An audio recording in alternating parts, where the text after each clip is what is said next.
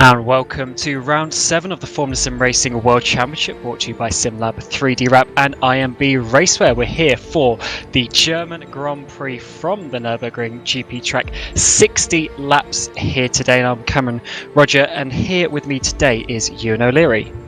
Yeah, I'm back again. Thoroughly enjoyed last week's, or 3 weeks ago's race at the British Grand Prix at Silverstone, so we're thoroughly looking forward to this race, and judging by Academy and Pro once again, I think we're going to have another fantastic World Championship race that may or may not even be better than the British Grand Prix last time out. So yeah, really looking forward to this one, and we'll see how it goes. Yeah, it's going to be a fantastic race. We had two brilliant races earlier. If you did not see them, the Pro and the Academy Championship went really good. This actually seems to be a really nice track. So many overtaking opportunities. But yes, 60 laps here around a 5.1 kilometre circuit, 2 DRS zones, and especially that one down into turn 1 seems to be a really good overtaking opportunity. But we're just about to move into the qualifying session, where last time out we saw Tom Sadley get pole position. So I wonder if here today we're going to see someone else do a surprise pole position.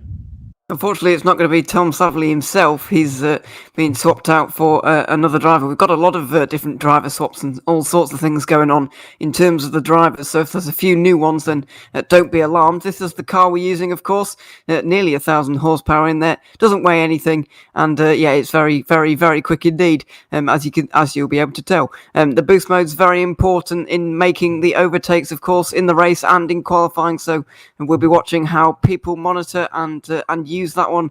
Hopefully they'll be doing it effectively, and they'll probably be using it, almost definitely be using it to try and get past cars in front. And of course, as you mentioned, the DRS will also be helping them pass down into turn number 1 and the Mercedes arena, where we're probably going to see the most action throughout this race.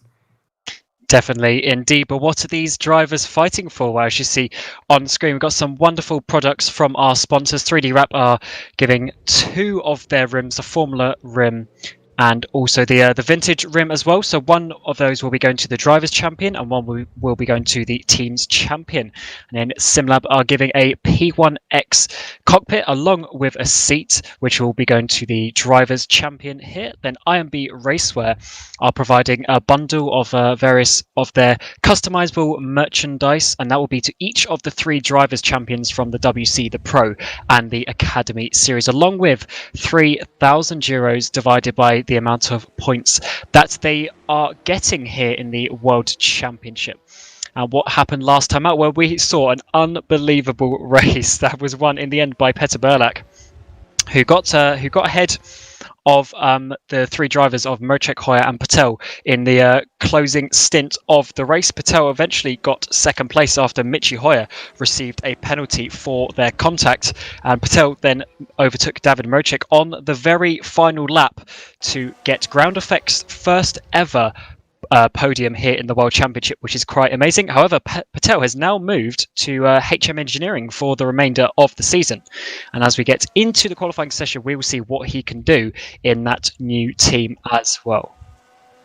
Yeah, it's going to be very interesting to see what he can do, and see what he can do in the championship as well, because he is currently 9th with that second place. He's already into 9th, so if he's going to do the rest of the four remaining rounds in this season, then it's going to be very interesting to see how he gets on in this season for the remainder of the races. And speaking of the man above him, Janis Braksok is the one we're watching at the moment. He's in 8th in the championship, currently driving for Go Speed Racing Team as well, as we're just got 8.5 minutes to go in qualifying. The guys just going around for their first laps in this session, and we're going to see these times come in very quickly indeed when they do indeed come in. They're just starting them now. Braksok's going to be about 4th or 5th in terms of coming across the line first. So yeah, we'll see who really lays down the benchmark in this first set of times. But qualifying is very important, especially with these cars. We saw it last week with Simoncic. He just could not get through the field. With a poor qualifying, he was down in 10th or something, or 11th, I think it was, and he just could not get through the field. Ended up finishing 8th, and Peter Burlak basically halved his championship lead in just one race. So qualifying is going to be very, very important for all of these guys.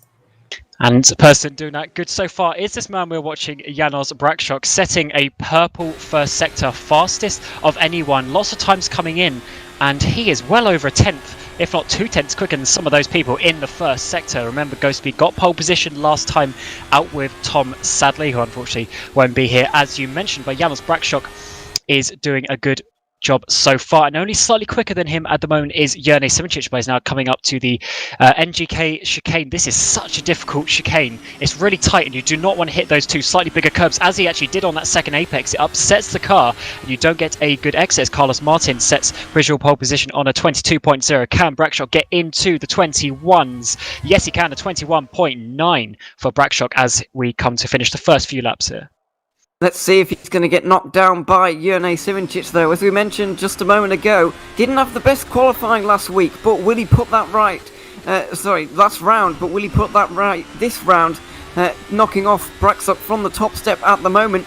He's just coming across the line, and what is the benchmark going to be? It's a 21.9, very close at the top as always, but Simoncic is setting the early pace. We'll now see what his Burst eSport teammate David Mojek can do now after having a fantastic race last round. 3rd position in the British Grand Prix. Where's he going to place himself in qualifying for this one? Well, unfortunately, it's only 3rd for him at the moment with a 21.9 as well. Mohammed Patel is coming around the final corner now in his new HM Engineering red car in the number 96 machine, coming across the line. Where's he going to put himself? I think it was 5th on the grid last time, up to pole position by over a 10th of a second to Petter Burlak as well. Awesome lap there by Mohammed Patel.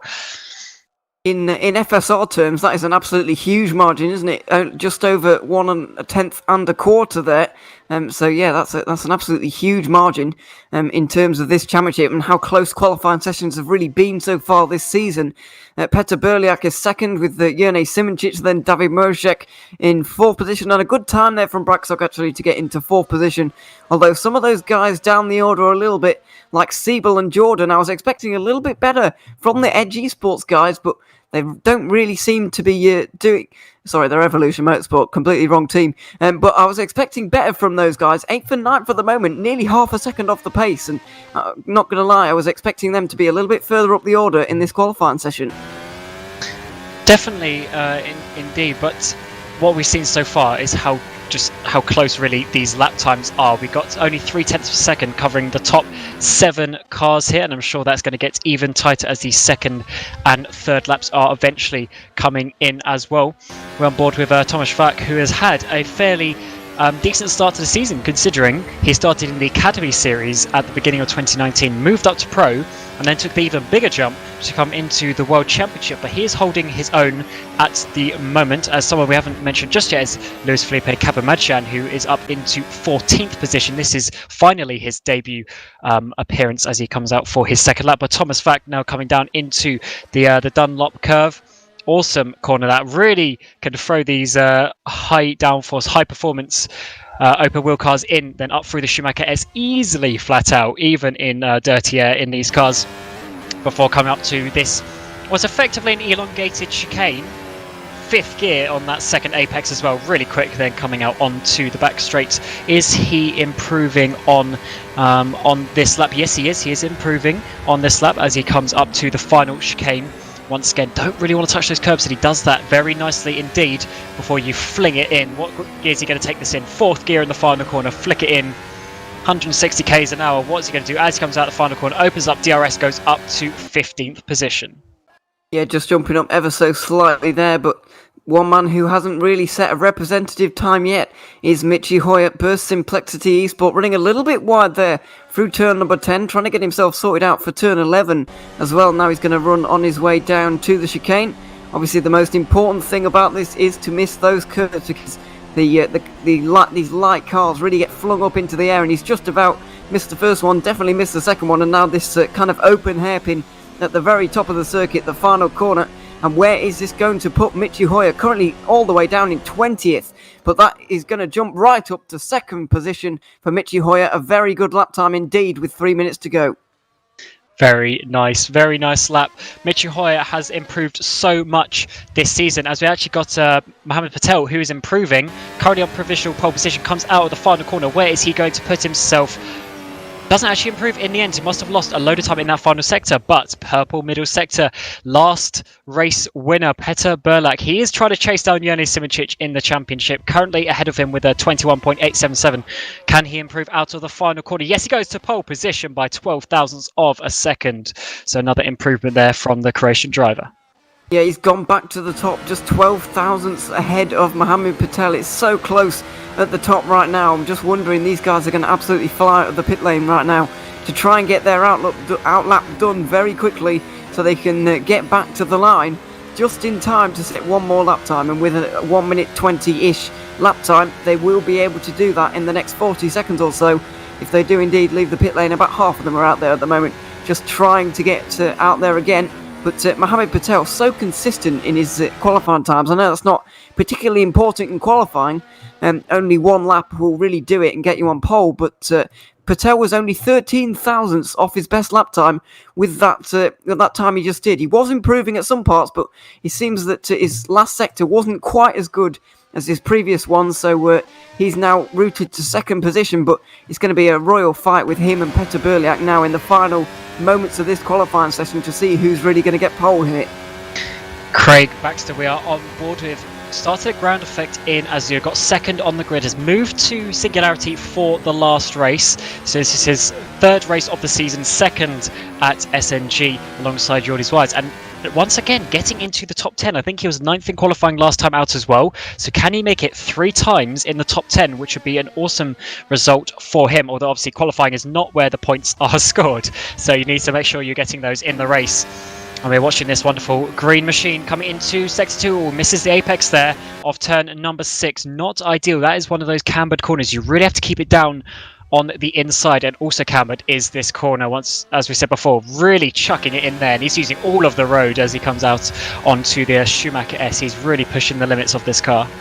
Yeah, that's one of the most flowing hairpins I think I've ever seen down there at the bottom of the course, at the Dunlop hairpin. You really do just chuck it in, and the camber of the road really helps you, as it does in this turn 11. But he's run it a little bit wide there. He's got the DRS open, and this is not going to be an improvement for Craig Baxter, I'm afraid. It looks like he's just going to slow down just a little bit and try again here, because I don't think he's going to be able to improve. And then another bounce across the curbs there in the final chicane. It doesn't look like it's been the cleanest lap. Maybe he will improve ever so slightly, but it's not the cleanest lap of the Nürburgring I think I've ever seen. Yeah, definitely not. And most people aren't actually improving. Jans Brakshock has only improved in the middle sector so far. Currently in 4th position. Only a 10th and a bit off the pole position. Can he get himself onto at least the front row of the grid for Ghost Speed? What's he going to do? No, does not improve. So that is quite interesting. And everyone else on a lap is not improving apart from Jurnej Simoncic coming down into the middle sector. Well, actually, some improvements in the middle sector are coming through as well. So we've got Mohammed Patel and Mitchell Hoya all at the both at the same part of the track coming into the final corner. Obviously this being a private session, so they're going to be coming across the line at the exact same time. What are they going to do on their final lap? Mohammed Patel doesn't improve, but Mitchell Hoya does, goes up into second, displaces the 2017 champion down onto the second row of the grid. It's only 2 thousandths of a second between Petr Burlak and Mitchell Hoya at the moment, but can Hoya's Burst Esport teammate Jurnej Simoncic topple them both here as he's in the final corner, currently in 5th position, and he needs about a 2/10th improvement if he wants to take the pole here at the German Grand Prix. He comes across the line and he has pole position with a 21.6. That's absolutely insane, and Burlak is going to come across the line also with a 21.6, but he can't get near Simoncic, who's just showing his class once again, taking provisional pole. Wow, that is such a nice end to the lap. Last person across the line is Jos Araneda down in 19th position. So this is your grid for today's race. Simoncic is actually doing some donuts there on the exit of turn number 2. He is really happy with that pole position, and as he should be. Right at the last minute, getting the perfect lap that he needed. And look at these lap times once again.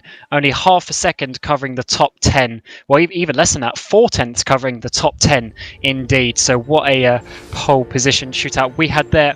And you see confirmation on screen. Jurnej Simoncic getting pole position by just under 1/10 of a second. So that is quite remarkable. And this means we've got the 2 championship rivals, Burlak and Simoncic, going head-to-head from the first row of the grid, followed by a lovely set of competitors behind them as well. But while these drivers do a bit of a warm-up, we'll take a quick track guide with the one and only Mitchell Hoya.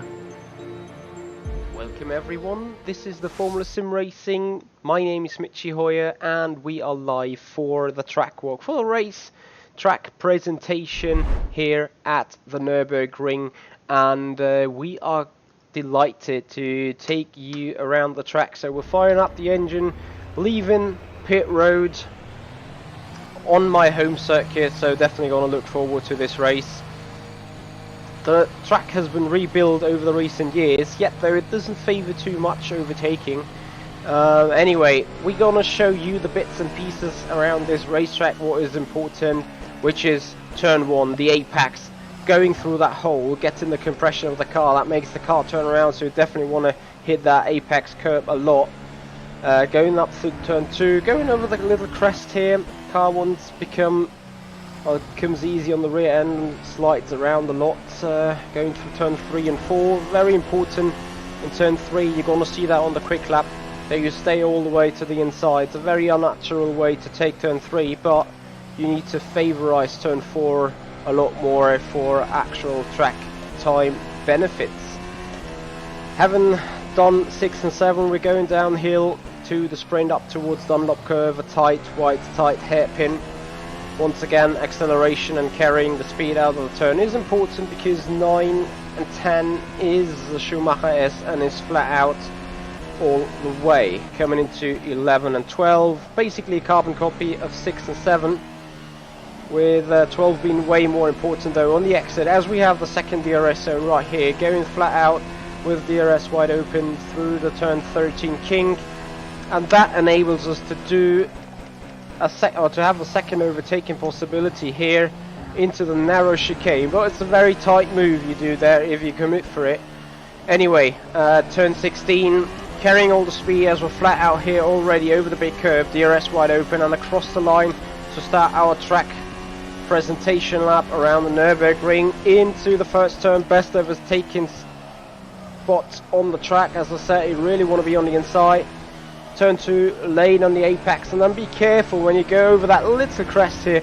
Turn 3, as I've pointed out earlier, you want to stay all the way to the inside to maximize your exit through 4. As you can see, car wobbles around quite a lot, so definitely I need to get traction, need to planted rear into 6, 7, and that is flat out here already onto the way down to the Dunlop curve, the lowest point of the track.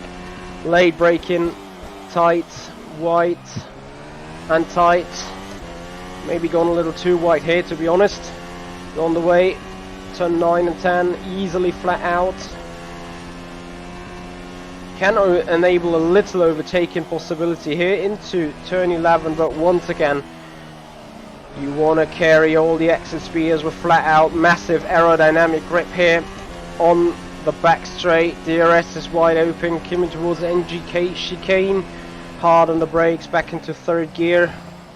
Want to be careful there with overtaking, but it's truly possible.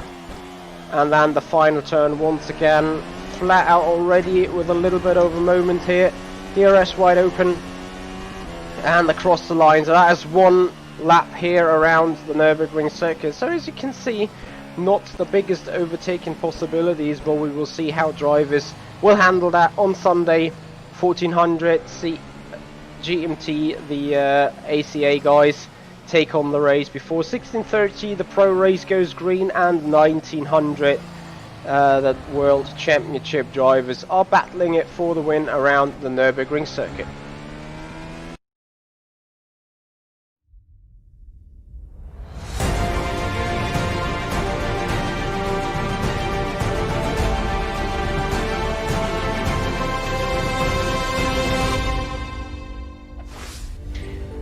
And welcome back to round number 7 of the Formula Sim Racing World Championship, brought to you by 3D Wrap SimLab and IMB Raceware. Once again, I'm your commentator Cameron Rodger, joined with Ewan O'Leary. And Ewan, 60 laps today. I'm thinking it's obviously going to be a two-stop strategy for these drivers. And someone who did that perfectly last time out was Petter Burlak, starting second today. Do you think he's got another chance to get a victory this season? I think if he does have a chance to get this victory here today, then I think he's going to have to get ahead of Simoncic very quickly, because once Simoncic is out in front and on his own, I don't think you're ever going to see him again. So if Burlak wants to win this race, in my opinion, he has to get in front in the very first few laps and to really get in the way of Simoncic, because as we've seen many times this season, especially apparent at the Azur Grand Prix a couple of rounds ago, when he gets into the lead, Simoncic is just never seen again. So Burlak really needs to get in front of Simoncic, in my opinion. But saying that, he was very good at coming through the field at the end of the last race, so I'm just not sure how he's going to play it, really. But to be honest, I don't think he's going to be sitting behind Simoncic for very long. He's either going to try and overtake him or try and do him completely on strategy and come up from behind late on in the race. Yeah, what I can tell you is I know from speaking to people in the build-up to this race, especially Mohammed Patel and also Petr Burlak as well, they're looking pretty good on their race pace, and as ever, you got to expect Jene Simoncic to be doing that as well. So if they're looking good on their race pace, then this could be a nice strategy for them today. But what are the options really? I guess they've all got, at least at the top 10, they've all got to start on the soft compound tyres, and from that I would expect most people to do something like in the region of maybe 10 to 15 laps on the set of the soft tyres, and then you'll have 45 laps left, so you could split that up however you want. You could do hard medium, you could do 2 sets of the hards, or maybe even do a hard and then try and do a set of the soft tyres at the end of the race, which is what Burlak did last time in Silverstone to make it work. But we'll have to see how that one works out. And actually in the warm-up session here, Burlak is having a nice little battle with Michi Hoya, so they're obviously warming up, they're overtaking, so I think there might be a bit of a battle coming between these drivers. Yeah, and turn 1 is going to be an absolute all-out brawl, I think, between all of these guys. You've got 22 very adrenaline-high sim racers charging down into one of the tightest corners, or the tightest corner on the circuit. So on lap 1, there could be positions lost and gained, and I think there could be some bodywork lost and gained here as well. If there's a little bit of contact, I think there's bound to be as well, because it's been quite a while since I've seen a clean sprint race start at the Nürburgring GP circuit. This turn 1 just leads itself to a lot of incidents and accidents, I'm afraid, and hopefully we don't see that, and hopefully these guys don't go all out into turn number 1, but it's entirely possible that somebody's going to go off and hit somebody else, and bodywork could be lost, as I said, and hopefully not, but that is what I'm envisaging down into turn number 1. And a good thing about the race here today was that there was only one grid penalty, which was Marek Godek, who actually was starting a little bit further down the grid from what you are seeing on the screen, but everyone else ahead of him is absolutely correct. Jene Simoncic, Petr Burlak, 2 championship rivals, are leading the way out of the grid as well, and those drivers are unbelievably close just on talent, but also in the championship. It's only 22 points, which means it is still in Petr Burlak's hands, especially if he goes out and wins multiple of the remaining races. However, we always know that Jene Simoncic will be there always to pick up the points, but we've got to look out for people such as Michi Hoya, Mohammed Patel and the row behind them. Even David Mocek and Janos Brakshock generally like to try something different, and never count out Siebel and Jordan down there in 8th and 9th as well. They have been on the podium multiple times this season as well.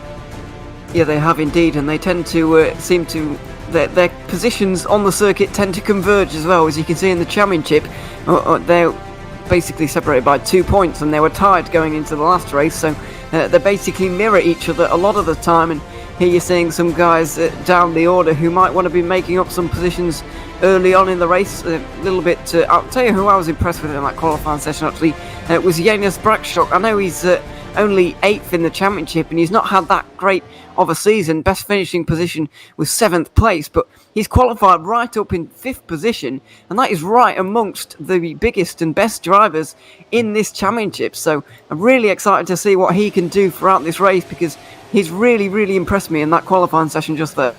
Yeah, they need to get the strategy right though. Often go speed multiple times this season, namely Silverstone and the San Marino Grand Prix back at the second race of the season. They didn't get the strategy right, and that is what cost them. And that is something that the teams of HM, Burst and Edge Esports have all got right this season. You can even include Evolution Motorsports in that as well. And surprisingly, Yoni's actually doing a bit of a fast outlap here. The gaps have really spread out. Final driver, Luis Felipe Capamachan, only in the Dunlop hairpin, I should say, as Yoni Simoncic is coming up to the NGK chicane. So he did a really fast outlap, which is a bit different from him, doing something maybe to try and spice it up a little bit. But now they will all back up as they come to grid up for 60 laps around here. But it is a fairly short track, only 5.1 kilometers, so the laps will absolutely fly by. We won't get DRS till the third lap of the race. And also remember that these drivers have to use at least 2 tyre compounds in the race as well. Yeah, and the tyre compounds are very varied down the order, as you can see. The top 10 forced to start on those soft compound tyres. Jordi Zviers and Thomas Vac have also decided for those newer soft tyres. Panzer and Van der Niet have gone for mediums, and everybody else down there has gone for the hards. And obviously 2 drivers starting from the pit lane as well. Coleman and Maguire have both got penalties, so they have to start from the pit lane, but the drivers are gridding up now, as you can see. Simoncic is going to be the first of those, and it's going to be Berliak, Hoya, Patel, Braxton and Mozek, your top 6, as we get ready for the FSR German Grand Prix. Yes, and I'm certainly looking forward to this one. First time FSR has been here for many years, and who is going to come out on top?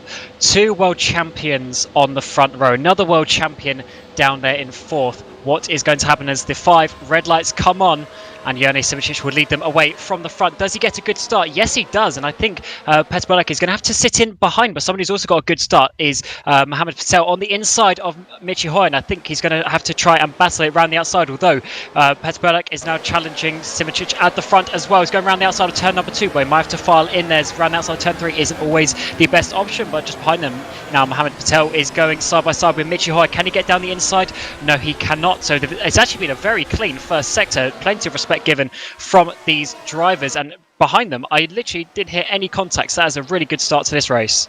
Yeah, no contact basically at all there. Only the slightest brush really between Mohamed Patel and Michi Hoya, and as you can see in the background, the fighting is still going on.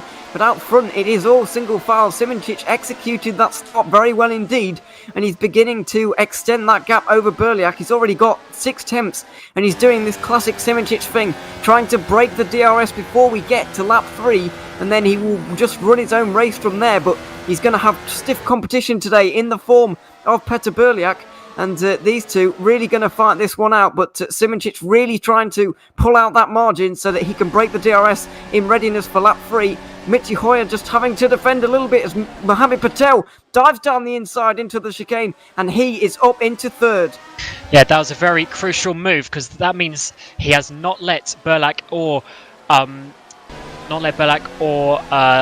Simoncic get away at the front, but Mohamed Patel is going down the start-finish straight now, having to defend a little bit from Michi Hoya, but it seems that he's actually pulled out enough of a gap that he doesn't need to worry about that. But looking a bit further down, Carlos Martin has gone a bit wide. He's just overtaken, I believe, Robin Panzer there for the 10th position as well. So good stuff from him, because I think he actually lost that position at the on the first lap of the race. Interesting, Jordi Zviers, I should say, in 12th position, has chosen to start on that soft compound tyre despite being outside of the top 10. He is obviously choosing to stay with the normal strategy rather than doing something alternative, unlike the cars around him. But look, just behind him, Jim Paresis. You can never count out Jim Paresis, and he is there on the alternate strategy on those hard tyres. And look at him later on in the race for doing a pretty decent strategy as well. Yeah, those guys outside the top 10 right now really going to be up. We're going to be able to look forward to them towards the front of the field later on when the strategies all pay out, and we'll see how fast they're going to be at the end of the race, because obviously they're taking the hurt of the hard tyres right now, and they're going to be putting on some softer tyres towards the end of the race. We'll see how they can jump their way through the field towards the end. But as we complete lap 2 at the moment, we've got a bit of a yellow flag. I believe that's Coleman off the road down there at turn 10 and 11, and he's retired from the race already, I'm afraid, so we are down to 21 runners. But lap 3 of the race now, DRS is enabled, and when they get to the back straight once again, Berliak looks like he's going to be in the DRS of Simoncic, which is not something we often see. Simoncic can often run away with this and get a second's gap before we can even get to lap 3, but on this occasion, Peter Berliak is sticking with Simoncic, and he's bringing everybody else in behind with him as well. Yes, this sort of little train that is forming, I think, is going to be some of what we're going to see in this opening part of the race. It is actually very possible to overtake the straights, have just the right amount of straight, and they both got really hard braking zones at the end, so overtaking is very possible. We saw some unbelievable moves in the pro race about an hour or two ago, so it's definitely possible. But if you want to make a strategy work, it is not always ideal to be fighting every second of the way. And as you say, Matthias Coleman already out of the race. So we've got 21 drivers left, and that is a bit of a shame, as Ghost Speed will not be scoring any points in that car. Unfortunately not, but the other Ghost Speed car there, Jonas Braksok, currently in 6th position, just trying to work on the back of David Mojek there for 5th, but nothing doing down into the NGK chicane for the 3rd time. And it's all in one long line at the moment. There's kind of a DRS train forming all the way down to Vak, down in 19th position. So it's all going on right now. Everybody's got the DRS, and when you've all got the DRS like this, it can be sometimes quite hard to overtake, because obviously the car in front of you's got DRS as well, unless you're Peter Berliak and you're trying to get past Simoncic. As meanwhile, Carlos there's a bit Martin, of a move. sorry, round the outside. He's actually trying to get past Dennis Jordan here, being quite aggressive in his first race back in the World Championship since the Brazilian Grand Prix of 2016 was the last time that Carlos Martin was in a World Championship race. So it's been a few years since he has been out, but he's replacing Sander Callas here today, and he is looking feisty so far. He did a brilliant strategy in the pro race, which is his main division at the moment.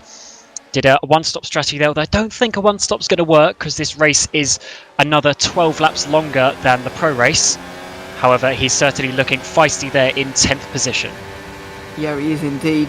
We saw him make a move a little bit earlier, actually. I believe it was on Robin Panzer, but that's to be expected because of the tyre difference between those two, Carlos Martin on the softs, and Panzer is currently falling through the field just a little bit on the mediums, but he made a good start, so he's right up there, and we'll see how he gets on towards the end of the race there in his Burst Esports car. But it looks like Jordi Zveers may try and get up the inside of him into the chicane, but he's way too far back for a dive just yet. And it seems that everybody's just kind of conserving themselves at the moment, not really making any kamikaze moves down into the chicane just yet. I believe they'll be making those moves in the final 10 laps of the race. No point really doing that when it's only lap 5. So it's more likely that we'll see that in the final 10 laps or so of this race. Yeah, the kamikaze moves, as you put it, that was in Azure, was probably the best example for that. Robin Panzer, for instance, he made 2 unbelievable moves down into the Nouvelle chicane there on Azure, but only in the final stint is where you really want to take those maximum risk moves. Right now, it's all about consolidating your position. Points only go to 10th place, remember, in the World Championship, so they are very sparse, especially if you're sort of in 15th, 16th place. It's quite difficult to get yourself up there, so if you get yourself in a good position, you want to consolidate that, make sure you're doing the best strategy possible, and that you're not going to waste an opportunity to get points. Yeah, absolutely. So these guys gonna want these points, of course. Only the top 10, as you mentioned, but there's hot competition for those 10 places. Pretty much all 21 of these guys can still get these points at this early stage in the race. Unfortunately, we've only lost one car so far, which is a good thing. Still 21 guys in contention, but as you can see, it's all the waiting game at the moment, really. Simoncic is not able to pull this gap on Berliak. We're watching them right now from the nose of Berliak, and now Simoncic, but all one long line, and none of these guys at the front are going to want to take these maximum risks early on, as we've mentioned, because this is still pretty good points for these guys. If they finish in these top 3 or 4 positions, then it's still a pretty good day's work, because that is a lot of points in the context of the championship. Always Danny Vantony in the background, dive by one of the Ghost Speed engineering cars. Chris Shepherd in turn number 1. Didn't make it work, so he's now going to have to reconcile and come back into the train and sit there. But that was a really late dive into the first turn. But yeah, Danny Van Der Neer on those medium compound tyres, he actually quite likes them. He often starts the race on those tyres, but down in 17th place at the moment. Remember, he got 5th place, I think it was, at the Portuguese Grand Prix, 4th race of the season.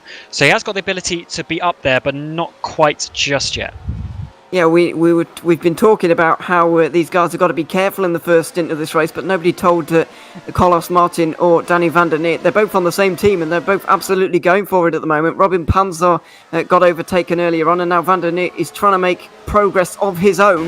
Unfortunately, he's not been able to do that on that occasion, and Chris Shepherd is able to hold on to his position just for now. But speaking of holding on to your position, here's Mohamed Patel consolidating third at the moment. He's got Michi Hoya just in behind him, and Peter Berliak just ahead, who's beginning to look a little bit more racy and beginning to look a little bit more threatening in the context of the lead of this race. He certainly is, and the main thing for Peter Berliak right now is he's not letting Simičić get away. Obviously, the 2 DRS zones are helping that. And you might be wondering, how come we're getting... Where's Danny Van Der Neer? Actually, sorry, comes down the inside of Chris Shepherd. Is he going to make it on this lap? Goes a little bit deep. I think he's actually going to make that finally for 16th place. But yeah, you might be wondering why the race gets into this sort of situation. But it's basically because they've all got the same fuel, the same tyres. It's a spec car, so the only difference really is their driving and a slight bit of car setup. So at this point of the race, everyone's doing something the same. Whereas once we start seeing the pit stops, once the tyre wear starts to kick in, and obviously different drivers wear their tyres differently, when that sort of kicks in and more difference between the cars come in, then that's really where things start to happen and the opportunities come. Right now, they're all in the same boat, and they all know that they want to get to, say, lap 12 or lap 15 on their tyres. And these soft tyres are a little bit fragile compared to the 2 harder compounds, so they don't want to waste them and waste an opportunity. But the opportunities certainly come, especially when we get to the mid part of the race. But I do wonder if Peter Berliak is actually going to challenge for the lead, because if he sits too far behind, Mohamed Patel will start bunching up, and then Michi Hoya will start bunching up, and then it will start getting very awkward and very tense at the front. I think we are reaching that stage, to be honest. It seems that the gaps between these guys are just getting a little bit shorter right now, and Berliak, as he head onto the straight right now, he's going to open the DRS, but he looks a little bit too far back for a dive right now. He's closing. Simičić has to fake to defend. Look at the braking there from Berliak right on the outside, but Simičić, a stern defence from him down into turn number 1. Patel can't quite capitalise, and Berliak, the first punch has been thrown, but Simičić was equal to it down into turn number 1. Yeah, Simičić defended that absolutely perfectly. Gave Berliak the room on the outside, but not enough to make sure he could do anything. But he just did that absolutely perfectly, just to be like, oh yeah, I see you coming, but I'm going to block you off on this time round. So Petter is really getting to that time. He's starting to get a little bit twitchy feet, because he knows Patel is sitting right behind him, and he will pounce if any opportunity comes. Yeah, absolutely, and he's going to be pressurised by the fact that Mohamed Patel is getting closer, as you say. So, and in turn, it's all getting closer from behind as well. I've noticed David Mojek is getting quite close to Michi Hoya as well, and Janis Braksok is also kind of in on the party here, and then Craig Baxter's going to be there as well. So it's all bunching up, and as you can see on the left-hand side of your screen right now, the gaps are all below a second. They're all getting the DRS. It's all in one long line, and they're all battling over their respective positions, and it's all stemming really from the fact that Simičić is kind of backing Berliak into everybody else right now. And we are already getting towards the pit stop phase. I'd say anything from lap 10, these drivers are going to start thinking about pitting, because then you can definitely do double hards. But is Petter on this time round going to do an even better braking zone round the outside, or is he just trying to make Jernej think? Yeah, he opened up his steering. I think he's just trying to make Jernej think. And he's just trying to be like, hello, I am here. So let's see what is going to happen.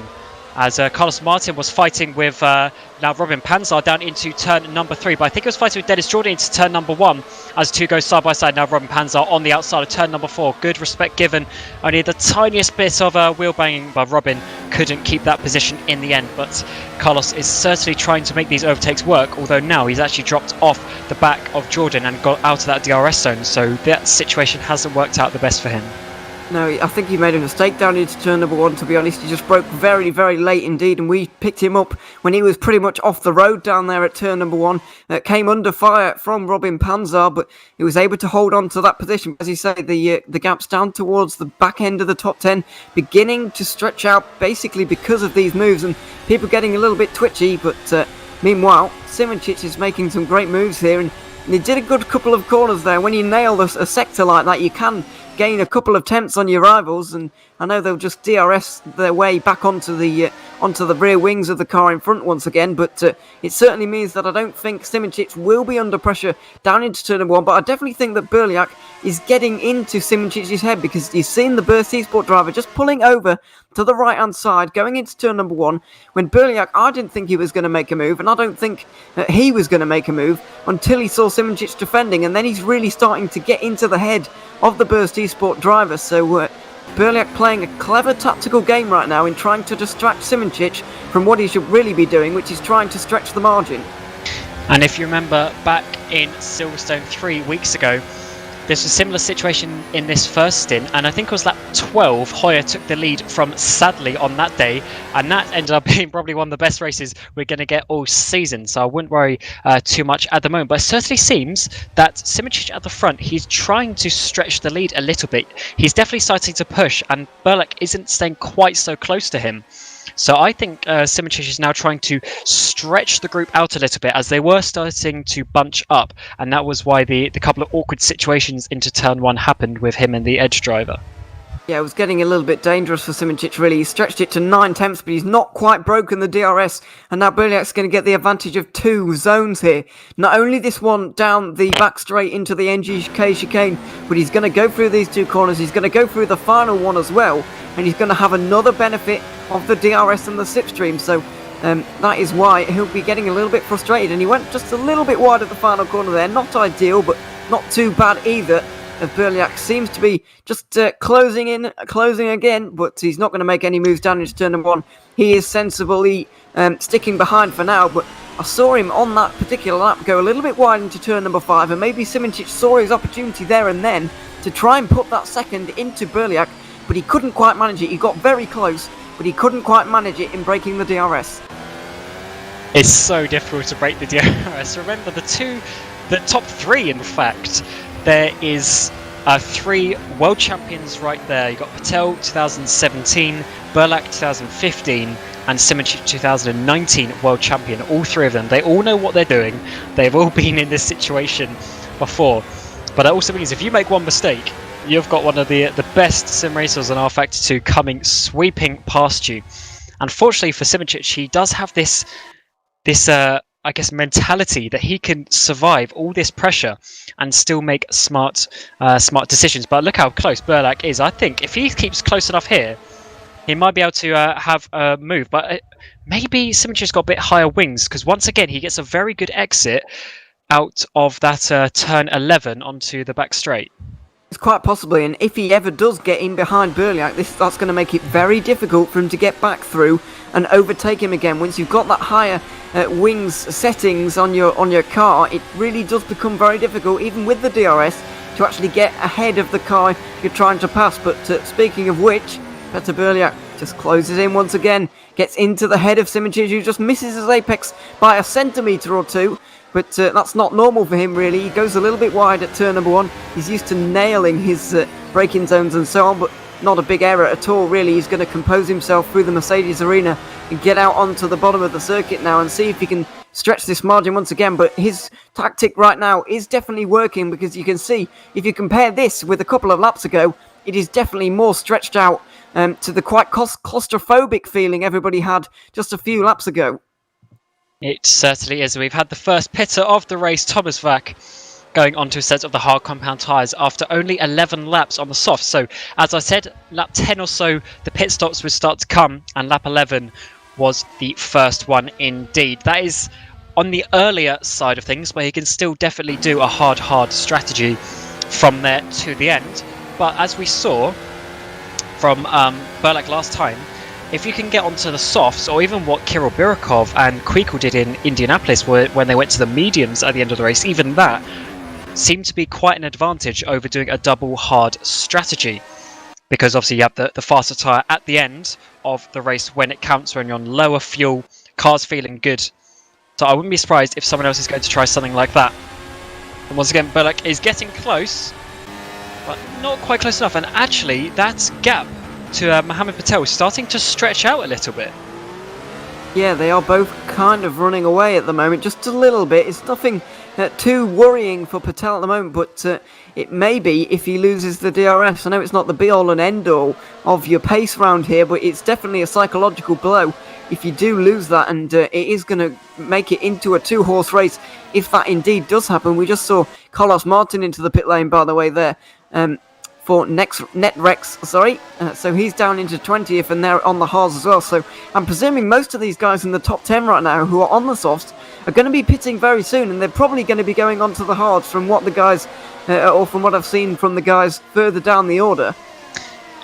Yeah, I would definitely assume that as well, because I don't think you're going to be able to do double mediums, at least pushing the whole way. Which means if you are going to have to do a set of hards, it's generally better to do that in the middle part of the race. Get that out of the way and have your faster tyres towards the end of the race. So I would assume, as you suggested, that most people are going to be taking that hard compound tyre. It just depends when. When are they going to do it? How long are they going to stay out? Is anyone going to make a dive into the pit lane to try and get an undercut?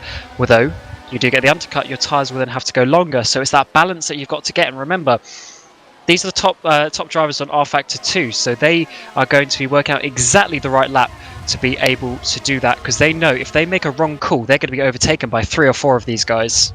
Yeah, and that's a lot of points to be losing in this championship, not only in the positions, but also the money you own at the end of the season. Obviously, points divided up, or the cash divided up between the points. Every point will matter, and losing a few positions will cost you a lot of points. So you don't want to be doing this, especially when the field is this close. The top 8 are kind of in one bit of a train at the moment. Dennis Jordan is heading kind of 9th all the way down to about 16th at the moment. He's losing a little bit of pace on his teammate Alex Siebel. So we're not entirely sure if he's just struggling with the soft tyres or what's going on down there. But he definitely looks like he hasn't quite got the pace that we have seen from him in the past. But yeah, being down in 9th is a little bit surprising for Dennis Jordan. He'll be hoping that he can play his way into the race once they all get the harder compounds of tyres on. I don't think it is time to pit just yet. Thomas Vack is only going about a 10th or 2/10 quicker than what the leaders are doing at the moment. So I don't think it is time just yet for a pit stop, unless your softs are absolutely dead. And Simic sliding it there a bit into the final corner. Is anyone going to think lap 14 is the one? No, they are not. Yes, they do actually. Who's that? Craig Baxter thinks lap 14 is the one to make his pit stop. So what is he going to go on? I'm going to keep an eye out with what he is going to go on, as also his teammate Yordis Viz also comes into the pit lane as well. What is Craig going to go on?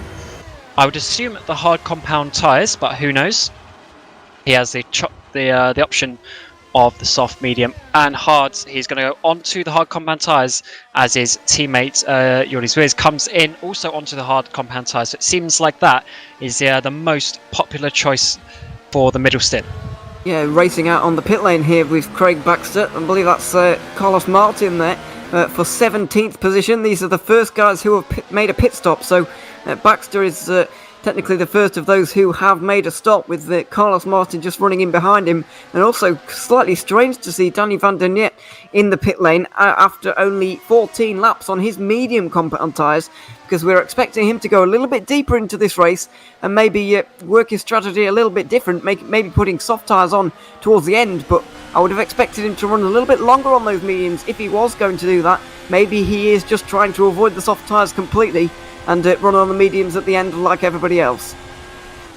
Yeah, that is always a strange one, where someone on the mediums pits first. Always Peter Bellak comes into the pit lane, as well as, who is that, David Mrocek, I think. That was quite a late call by Peter Bellak, but he obviously wanted Simicic to know absolutely nothing about that. And once again, he's going to go for... well, I say once again, often it's actually Bellak who stays out the longest, as Bellak goes on to a set of the hard compound tyres. Now, let's watch Simicic go and set purple sectors, as I'm sure he's going to react to this. Come into the pit lane, as Burlak will now have 45 laps, so I assume he's probably going to do something in the region of maybe 25 laps on the hards and then 20 laps on the mediums, or if he can get the hards even longer, he might go to another set of the softs at the end. We will see how that one works out. Does he come out in clear air? Yes, he does. That is crucial.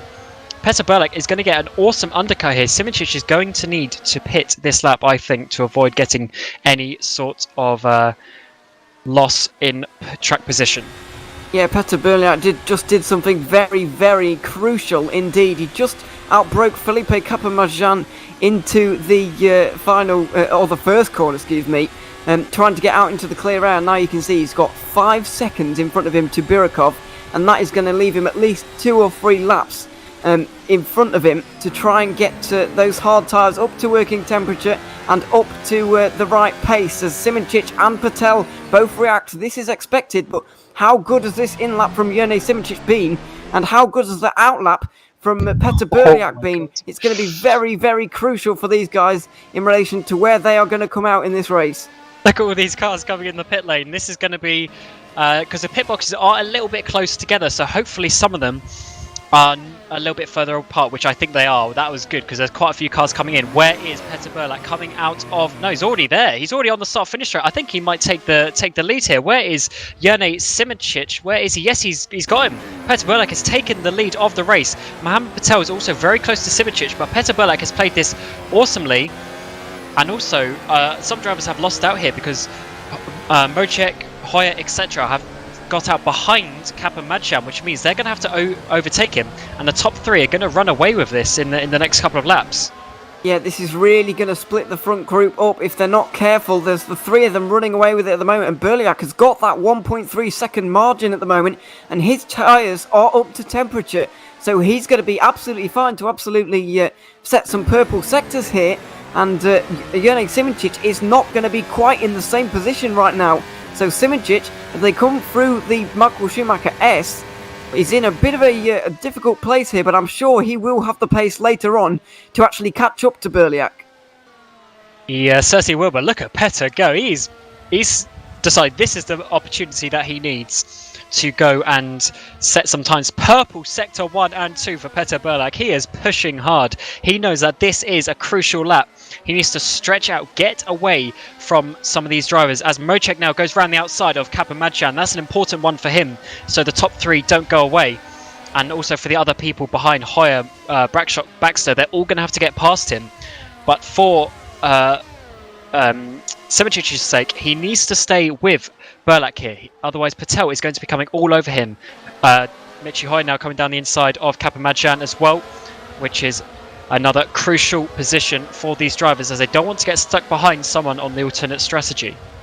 No, they absolutely don't. And speaking of alternate strategy, I think Evolution Motorsports are up to something here, because Alex Siebel and Dennis Jordan are taking these soft tyres a couple of laps longer than everybody else. So are they going for an audacious one-stop, or are they going for a slightly different version of the two-stop we've all been talking about? Dennis Jordan's under a little bit of pressure here from Jim Parisis at the moment, but he's not going to be worried about his rearview mirror because he's not really racing them right now. They're going to converge at the end of the race, and that's when he's got to worry about them. Alex Siebel's running around on his own, but I think both of these Evolution cars are going to be taking the tyres a little bit longer and maybe playing an alternate strategy in this race. I wonder if they're maybe not going to use the hards, maybe do soft, medium, soft, or, as you say, even try a one-stop strategy. They're already at the end of lap 18, although Siebel comes in now, Dennis Jordan comes in now, which puts Jim Parisis to the front. I think this is too early for a one-stop, but they might be trying to not use the hard compound tyres. Yeah, quite possibly. I think that if they'd taken them a couple of laps longer, they might have been able to do it, but it's still, as I mentioned, it's quite audacious to attempt that one, so they've decided not to. They've decided to err on the side of caution on this occasion. Just be interested to see where they come out right now, because there they go. Alex Siebel just out of the pit lane, and he's going to be behind Carlos Martin in this race, and Robin Panzar is going to be right near them. He's actually going to split the difference, as Dennis Jordan is also slotting in behind Jordi Sveers there, and there's also a bit of battling with Thomas Vack here against Danny van der Nit down into turn number 1. So all kinds of things going on down the field, but up the front, Petar Burlak has lost that DRS buffer that he had to Jone Simoncic, who is just about clinging on to the DRS, which will be important if he wants to make the overtake in the final laps of this race. And Simoncic knew that was so important. He needed to push. He needed to not let Petter get away. Petter set a purple lap of the race on his outlap, and then Jone Simoncic on his outlap was only 0.005 of a second slower. So they're very close on pace, and Simoncic made sure that one was going to work to get in that DRS zone, as that is very important for his strategy to not let the Croatian driver get away. Mohamed Patel has also managed to grab some DRS here, so there's a leading three going on at the moment. Berliak, Simoncic and Patel all in raging hot contention for this race victory. They've got Burakov just in front of them though. How quickly are they going to get past this HM Engineering yellow machine though? Because it could completely split the group again. We've already seen it once with the top three kind of running away at the moment. David Mojek and Michi Hoya can't really get back on terms after Felipe Capamajan actually got in between the two, or the third and fourth placed cars. So could this happen again where one of these guys gets in front of Burakov before the others and actually gets a 1 or 2 second margin before the other two can actually get through? This is the crucial point of the race. What is Petter Berliak going to do? Is he going to do all the risk? Because as you say, if he gets ahead of Burakov and then the others get held up, he's going to be 2-3 seconds up the road, and that will be absolutely crucial. Or, alternatively, he could stay stuck behind and then risk being overtaken by Simoncic, as Burakov's probably going to stay out for another few laps as he's on those hard compound tyres. As I think Thomas Vac had a bit of a spin on this lap. Unfortunately, he was battling with, I think it was Danny Van Der Neat you said he was battling with, but he's obviously gone for a spin. He's dropped down a little bit, unfortunately for him, but his teammate Kirill Burakov is still leading the way at the front here. But I think we're going to see a replay now of what is going to happen. We got, I think that's Chris Shepherd around his outside. Is there going to be a bit of contact on the inside? Yes, there is. More contact again, and actually Thomas Van loses his front wing, so that was actually quite a big moment. Although Burakov has just come into the pit lane, that releases Petter Berliak, which is, that's quite lucky for Petter, because now he can start pushing again and not be held up by either of the HM cars, as Luke Maguire also came into the pit lane. He might not have to worry about lap traffic not lap traffic, but positional traffic for a very long time now. He's got 8 seconds up to Marek Godek in second position at the moment, and I don't think they're going to be able to catch the front two before those guys actually come into the pit lane for the first time. So Petter Berliak is, in my opinion, in the clear in terms of the traffic until they have to pit again. So that's great news for those guys, and it's good news for the guys in behind as well, because it means these three are probably going to stick together for most of this stint. In all honesty, they've just got to be careful really, because David Mojek and Michi Hoya are beginning to close in. 2.5 seconds is the margin now, and it was approaching nearly 3 seconds when they started this stint, or when they finally got past the traffic that was in between the two guys. I think that gap is closing just a little bit, and if they're not careful, then they're going to allow another 2 cars in contention for this race, and they probably won't want more cars to deal with. 3 is enough, and they definitely won't want 5. And this is quite interesting for the championship as well. The championship we haven't spoken about so far really is the Constructors' Championship. Burst Simplexity, which is Hoya and Mojek, are 2 points ahead of Burst Rear Toro, which is Simoncic and Panzar, and they are only another 1 point ahead of Siebel and Jordan for Evolution Motorsports, and then also Edgy Sports is only about 20 points behind them. So the top 4 in the Constructors are so close, and with Mojek and Hoya being in effectively, what's that going to be, 4th and 5th, that'll be after the pit stops work out. That is a good points for that team. So the Constructors battle is also going to be very tight here in the FSR World Championship. Yeah, definitely. It's going to be extremely tight, though, whatever the outcome of this one, because as you said, the top 4 are so close in that Constructors' Championship, and there are implications going on all around at the moment, really, with one of the Edge Esports cars leading and Burst Rear Toro in second, so net second. We're kind of discounting Jim Priest's and Marek Godek at the moment, but we believe they are going to be making pit stops, so forgive us for calling Berliak, Simoncic and Patel 1, 2 and 3 at the moment, but we do think that it's going to cycle out in that way. But yeah, it's all kind of messy at the front of the field. If we're going on net positions, there's 4 different teams in the top 4, which is quite astonishing, really. Yeah, and it's not just 4 teams in the top 4. I think it's about 7 teams in the top 10 at the moment. So that is quite incredible. We've had that so many times this season as well. The variety in the Constructors' Championship is amazing, which is why, as we say, the top 4 teams are only covered by about 24 points, which is quite incredible. We haven't seen one team such as ACR last year dominate and go ahead of everyone. It's all staying really close with many different manufacturers, and even the mid part of the table, Ghost Speed, Netrex, Ground Effects, they're all very close to each other as well. So it is it's nice to see all this variety here in FSR once again. Yeah, and also in the drivers' standings at the moment, Simoncic is still leading the championship. Berliak 22 points behind him, but if Berliak was able to take the win with Simoncic in second, that would close to a much more manageable 15 points. So Simoncic's off day last round at the British Grand Prix is really beginning to cost him here. If he's not careful, this could really snowball in Berliak's favour. He's really got the momentum behind him at the moment with that win last race. So he could go on to take another here and really take it into the final 3 rounds. And that is a very dangerous prospect for Simoncic. We know how good he is, but if Berliak is taking so much snowballed momentum into the final 3 rounds, then the Drivers' Championship could change around in a heartbeat. And this is quite incredible. Last lap, Berliak, fastest lap of the race, 27.07, was quicker than Simoncic, and Simoncic is in the DRS window, remember, so he is getting tenths of a second per lap for free with that DRS, but Berliak was still quicker. And once again, on the lap that we just did, actually, he was slightly slow at the end, so Simoncic caught up a little bit, but they're now back to the head of the race as Godek and who was it, Priestess, pit for another set of the hard compound tyres. Yeah, they're down the order now in 15th and 16th position. Godek just in front of his teammate now, so Berliak is leading from Simoncic and Patel. I think Godek thought he'd actually missed his pit box there because he looked like he was going to drive out again without actually stopping, and then he realised he was the last pit box, so he dived right at the last second for his pit stall. He made it, fortunately.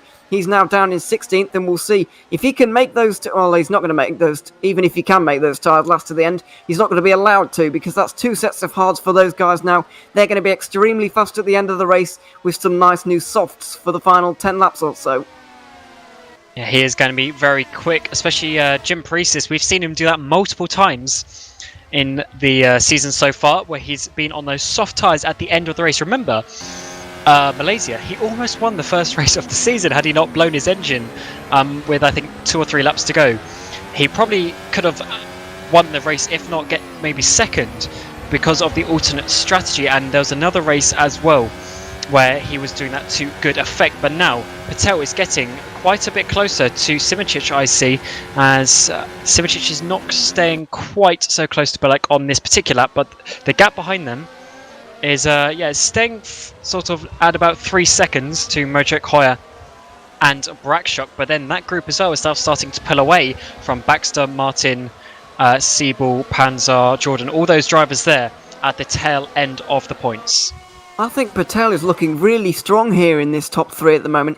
We're seeing how difficult it is to overtake when the car in front of you has also got the DRS, because Berliak was much further away than Patel is right now, and he was able to make moves on Simoncic, who didn't have the DRS, and now that Simoncic has, he really seems like a more difficult prospect to overtake, particularly down into turn number 1. Patel's like 3 or 4 attempts behind him as they come out of the final corner. But because of the DRS for Simoncic, you just can't quite get close enough for that dive down on the brakes. But Simoncic is really going to have to be careful here. He's going to have to get his pace on. And has he lost the DRS? No, not quite. Despite it saying 1 second at the top of your screen, or on the top left, apparently at the detection zone it was just under 1 second. So Berliak showing some fantastic pace and is very close to breaking this DRS to Simoncic. Yeah, I think Berliak is the fastest out of these drivers. I really think he has got the speed for this, but it's going to be so difficult to get Simoncic out of that DRS window. But if he can, that is going to be quite remarkable.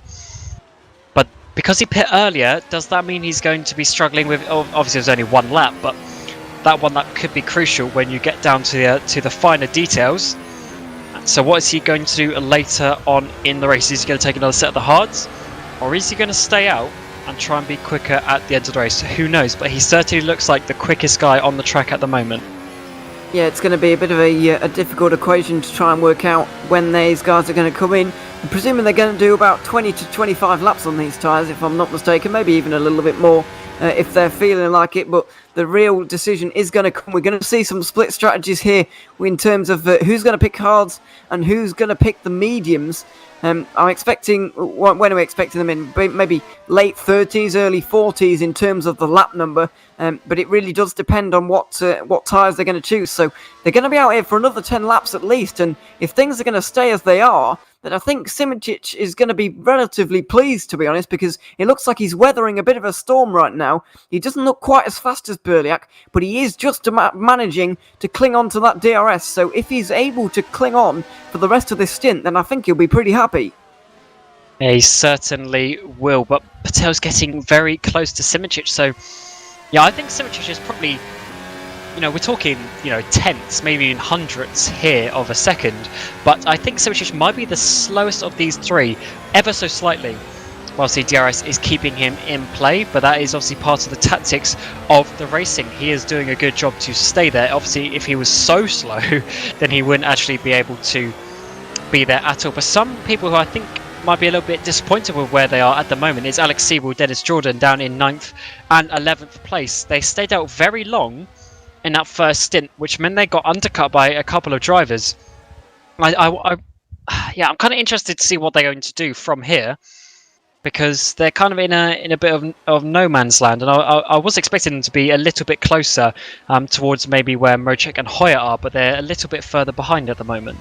Yeah, they're kind of mired down in the lower reaches of the top 10 at the moment, and Alex Siebel is the furthest forward of the Evolution Motorsports guys, only picking up 2 points, which is not good for their Constructors' charge at all. And in terms of their Drivers' Championship charge, it's really not good either. Alex Siebel currently 4th position in that, and he's right in contention for maybe, even if he gets his act together in these final 4 races, or if he was a little bit closer towards the front, I would have said maybe for the championship overall, but now he's probably fighting for a 3rd position along with Michi Hoya and David Mocek and his teammate Dennis Jordan. So that is a very close battle to monitor, and there you can see the implications if the race were to finish right now, which fortunately it's not. Simoncic would be victor or continue on in his lead by 15 points. Michi Hoya would win out in that battle just ahead of his teammate, Burst Esports teammate David Mocek. Then Alex Siebel would be a further 9 points behind, with Dennis Jordan a further 4 points behind. So Evolution Motorsports would definitely be the losers from this race if the race were to finish right now.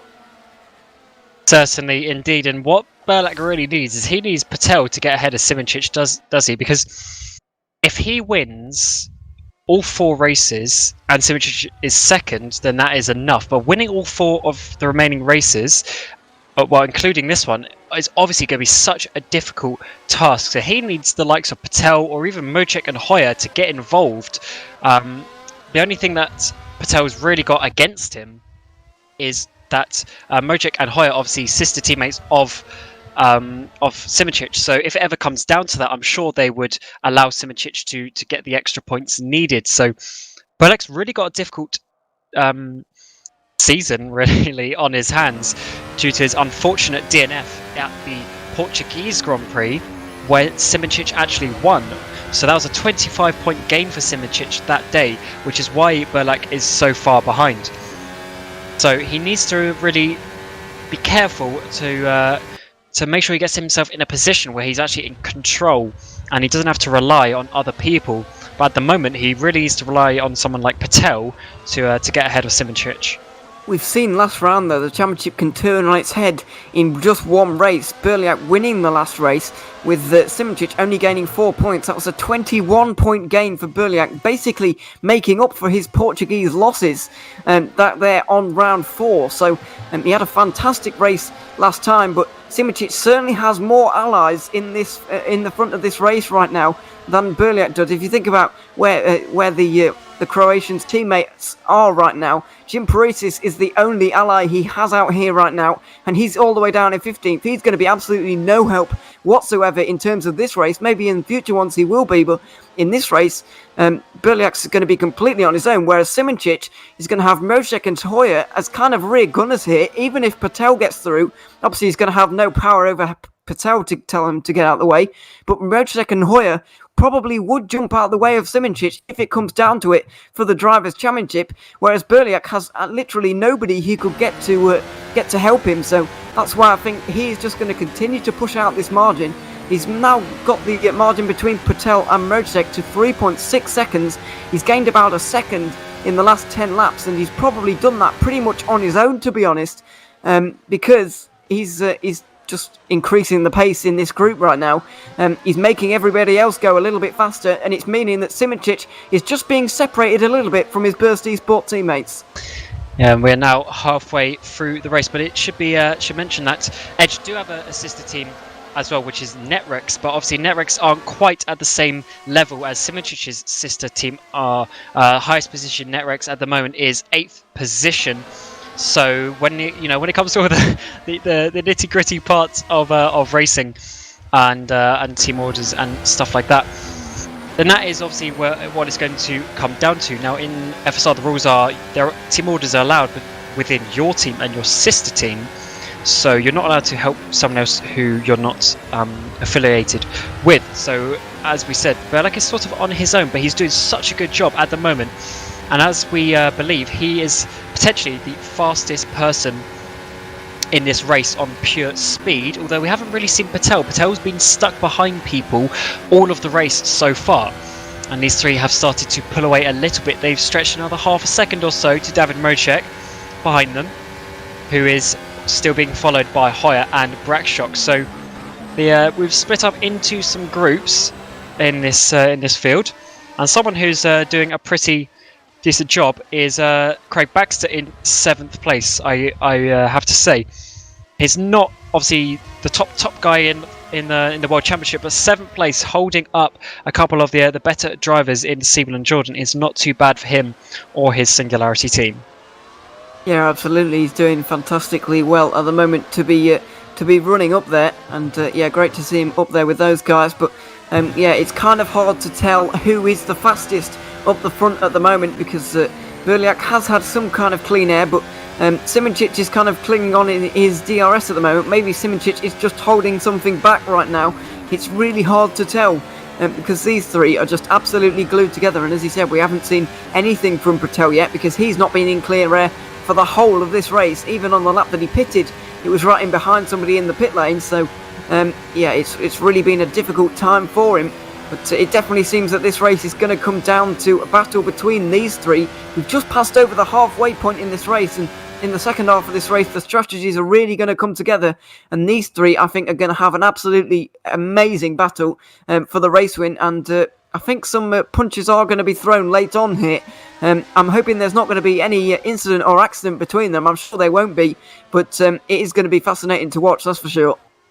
Well, you say I'm sure there won't be. We have had one or two ding-dongs this season, but unfortunately, Ewan is not here today. He has been substituted by Luke Maguire, so hopefully he comes back for the next race in Zandvoort in 3 weeks' time on the 12th of July. But he was really the one this season to start pushing the racing rules to their absolute limit, and especially with Simoncic, they had a couple of contacts last race. They had some issues in Portugal and also in Indianapolis as well. So, and even in Imola, second race of the season.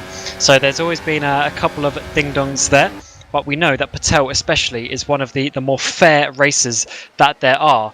It's quite incredible actually how fair he can be.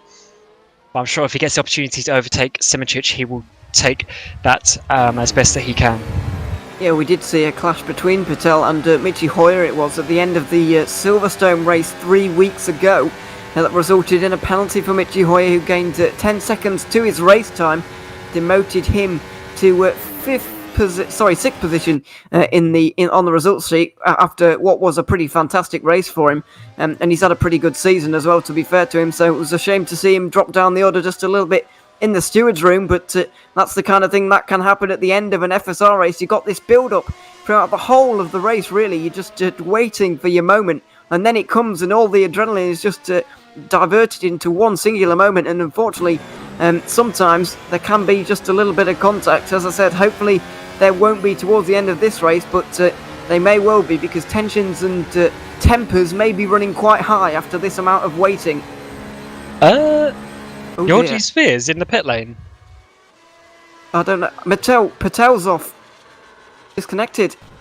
Oh, yes. Man. Patel is gone. I'm going to steer replay, but I do believe that is a disconnection, because he unfortunately has had issues like this in previous... Yeah, he just went... Oh, that is such a shame. And that has made it... I would Craig say Baxter's like off as well. Sorry, Cam. times. Craig Baxter's off from 8th position. He was having such a fantastic race, and I believe he's off as well now. He's just stopped off the side of the road. Craig Baxter just stopped on the side of the road. Luis Capamachan, we've lost him from the race as well. Goodness So- me.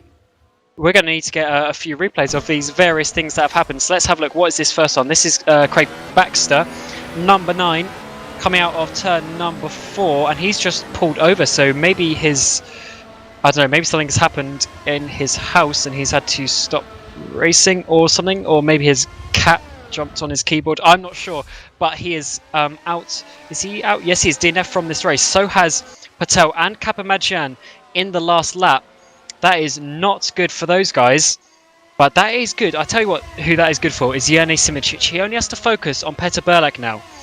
That has made his life so much easier. Carlos Martin having to defend really hard there from Alex Siebel it was, who's got up into 6th position now, but Martin fights it round the outside of turn number 2, but he's had to cede that position, so it's all of a sudden looking quite good for Evolution Motorsports, or better than it was, that's for sure, with Patel and Baxter's DNFs respectively. Now Siebel and Jordan are into 6th and 9th positions, which is not a bad outing for those guys at all in the end, and Carlos Martin also having a great race in his first one back. So yeah, it's fantastic to see him doing so well, but some really unfortunate disconnection and some kind of unknown issue there for Craig Baxter. Really unfortunate for those two guys, because they were both having fantastic races. Yeah, that is such a shame. Oh, Craig Baxter's actually just sent a picture. His screen basically went completely black, and almost like a negative picture. That is... Yeah, that's why he pulled over, because he would basically have not been able to see properly. That is such an unfortunate moment for Craig. He was in such a good position as well. But unfortunately, we are obviously involved with computers, with software, with internet, and all that sort of stuff can go wrong every now and again. And it seems that something graphic related has gone wrong with that machine there for Craig. That's such a shame, because he had the pace to get some good points here today. Yeah, it's a real shame for him. I did wonder actually at the time whether it was a computer-related issue. Obviously, those kind of things can happen, unfortunately. But Jos Araneda, meanwhile, into the pit lane, and as you mentioned a few moments ago, Jordi Zviers has been into the pit lane for soft tyres. They're not going to make it to the end of the race, are they? So he's making a bizarre 3-stop strategy, apparently, in this race. Unless he's going to take soft tyres 26 laps, which I can't see happening, in my honest opinion. Arenade's going for mediums, which is slightly more sensible, but Zviers, with a very strange strategy there, I have to say. Yeah, he was saying to me this morning that he was not liking his tyre wear in practice. So he has obviously opted for a 3-stop strategy. That could actually work quite well, because if he does double softs, he would have used 3 sets of soft compounds in the race, so he's got plenty of speed potential in that Singularity car. But he's going to have to make up a whole extra pit stop time. So I don't know if he's going to be able to do it, but if he can't make a 2-stop work, then he's obviously going to have to back out for a 3-stop. So what is the situation of the race? We've gone over half distance now. Peter Burlak is leading the way by less than a second for Jene Simicic, who has been there since the first pit stop. Davin Mocek is about 4.5 seconds behind, followed closely by his teammate Michi Hoya and also Janos Bragshok, who are sitting in a little trio behind the front lot. Then Alex Siebel has made his way up into 6th position and starting to pull ahead of Carlos Martin and Robin Panzar. Robin Panzar, who's having a really good race as he has struggled a little bit so far this season. Dennis Jordan up into 9th place on those hard compound tyres. Remember, those 2 Evolution cars went long at the first pit stop, so look at them to do something different as we get towards the final stint as well. Then Danny Van Den Eet, starting quite a way down, has made his way into the points, but behind him is Jim Paresis in 11th, who we expect to go onto the soft tyres at the end, so he is going to be very quick. Then we got a couple of reserves in Marek Godek and Luke Maguire before we get to Chris Shepherd, and then a couple of drivers who have pit recently in Jordi Zviers, Kirill Birkov, and also Jos Araneda. Yeah, it's all going on down the back end of the field. It's all changed really from what it was a few laps ago, but as you mentioned a couple of laps ago, this situation really does help Jone Simčić. He can come and go as he pleases with Petr Berliak. He can just make his moves when he wants to, and how he wants to, really. As Hoya and Mocek now, these two don't look like teammates very much as they were battling into turn number 1, but Hoya clearly feels like the faster Burst Simplexity eSport driver right now, because he's now gone in front, and now David Mocek is going to have to follow his teammate along, and it looks like Brakshock is going to try and follow through as well, as Jim Paresis down the inside of Danny Van Der Niet now. Not sure why he's dropping down the order so quickly, but Jim Paresis making another move there, and he's going to be faster towards the end of this race compared with a lot of drivers. So we're getting to the point now, approaching 20 laps to go, where A, the strategies are going to start to play out, and B, some more on-track manoeuvres are going to start sizing themselves up, and maybe even attempt a few moves as we're entering the closing stages of this race. And Jone Simčić was just over a second coming out of the corner onto the DRS zone, but the detection zone is actually 2 corners before that, where he was 9/10 behind. So Petr Berliak once again is starting to push a little bit, and this is really a game of cat and mouse. They've gone almost sort of from when they pit, they've got about 50% of what was remaining, so this is at the point where they might take another set of hard tyres to the end of the race, but I'm sure they're going to stay out and try and get a set of the mediums or softs, and that could be the defining moment, because as we saw in Silverstone, Berliak might stay out longer to get these soft compound tyres, but then he will probably lose track position and have to overtake Simčić, so we will see what's going to happen. But David Mocek now in, as I said, might be as I just said, with Berliak might be possible coming in for another set of the hard tyres. So this is like the safe, solid strategy that is definitely going to work. Minimal risk, and you know you're easily going to get to the end with some decent pace. So he's probably consolidated his podium position there, depending on what other people do around him. But I think if you're someone else, you might want to take a little bit more risk. Yeah, possibly, but Mocek doesn't really need to be honest, because he's had his teammate behind him and he had a big gap in front of him, so it wasn't really possible that he was going to be able to make up any positions in the remainder of this race, in my opinion, so that is the correct call. We'll see if any of the top 2 come in, because as you mentioned, Berliak came in 1 lap earlier than Simčić on the previous cycle, and when the drop-off point is very sudden, it can sometimes separate out some gaps, as now Berliak is into the pit lane. Simčić is going to need the in-lap of his life here, or maybe he's going to stay out for 2 laps here, really wring the neck of the car and take the maximum out of those tyres that is possible, as Petr Berliak now into the first pit box he possibly can. What's he going to be fitting? It looks like more hard tyres for the Edge Sports driver, but it's very close with Michi Hoya in the pit lane there. A bit of an altercation, but it looks like they were both okay. Berliak is very well. To be honest, as you know, it would have been his fault, wouldn't it? Because he was coming out that he would have had to give way. Had Hoya been a little bit further up. What have you seen? Maguire's just parked himself right in front of Berliak, and this could really hurt him. This could really hurt the Edge Sports driver, because this is going to cost him time. Maguire really skated it into turn 1, in all honesty, and Berliak with cold tyres really couldn't have that kind of braking performance that he had before, and now he's stuck behind somebody else, and this is really going to hurt Petr Berliak. And also, Mocek's dropped behind Hoya in all of this. Mojek was definitely ahead of Hoya, wasn't he? Unless I'm mistaken. So there might be a swap there between the two burst cars. Although, do correct me if I'm wrong on that. But as you say, Petar Belek is going to be losing time. This could be Simicic's chance. Although his engineer as well might have seen this, and they might tell Simicic to stay out to try and he's going to stay out. They're going to stay out longer. That was a much earlier pit stop than I was expecting for Berlak. I think Simicic is going to stay out and go to the set of the medium compound tyres at least, if not the softs. Although he'd probably have to stay out too long for the softs where he would lose time. So I think maybe another 1 or 2 laps and he will go to a set of the mediums to try and have a tyre advantage at the end of the race. And Berlak still hasn't got past Luke Maguire. He's going to have to do it down here into turn number 1 if he wants any chance at winning this race. Simicic's composure is really paying off so far. Berliak is really going to close now. Maguire's defending. Even though these guys aren't actually racing each other, he does actually pull to the left-hand side now. So Berliak is going to get down to the inside. He's going to get through now. And now he really needs to punch out some very fast lap times. He's lost a lap of progress, and he might have lost maybe a second in that particular altercation there.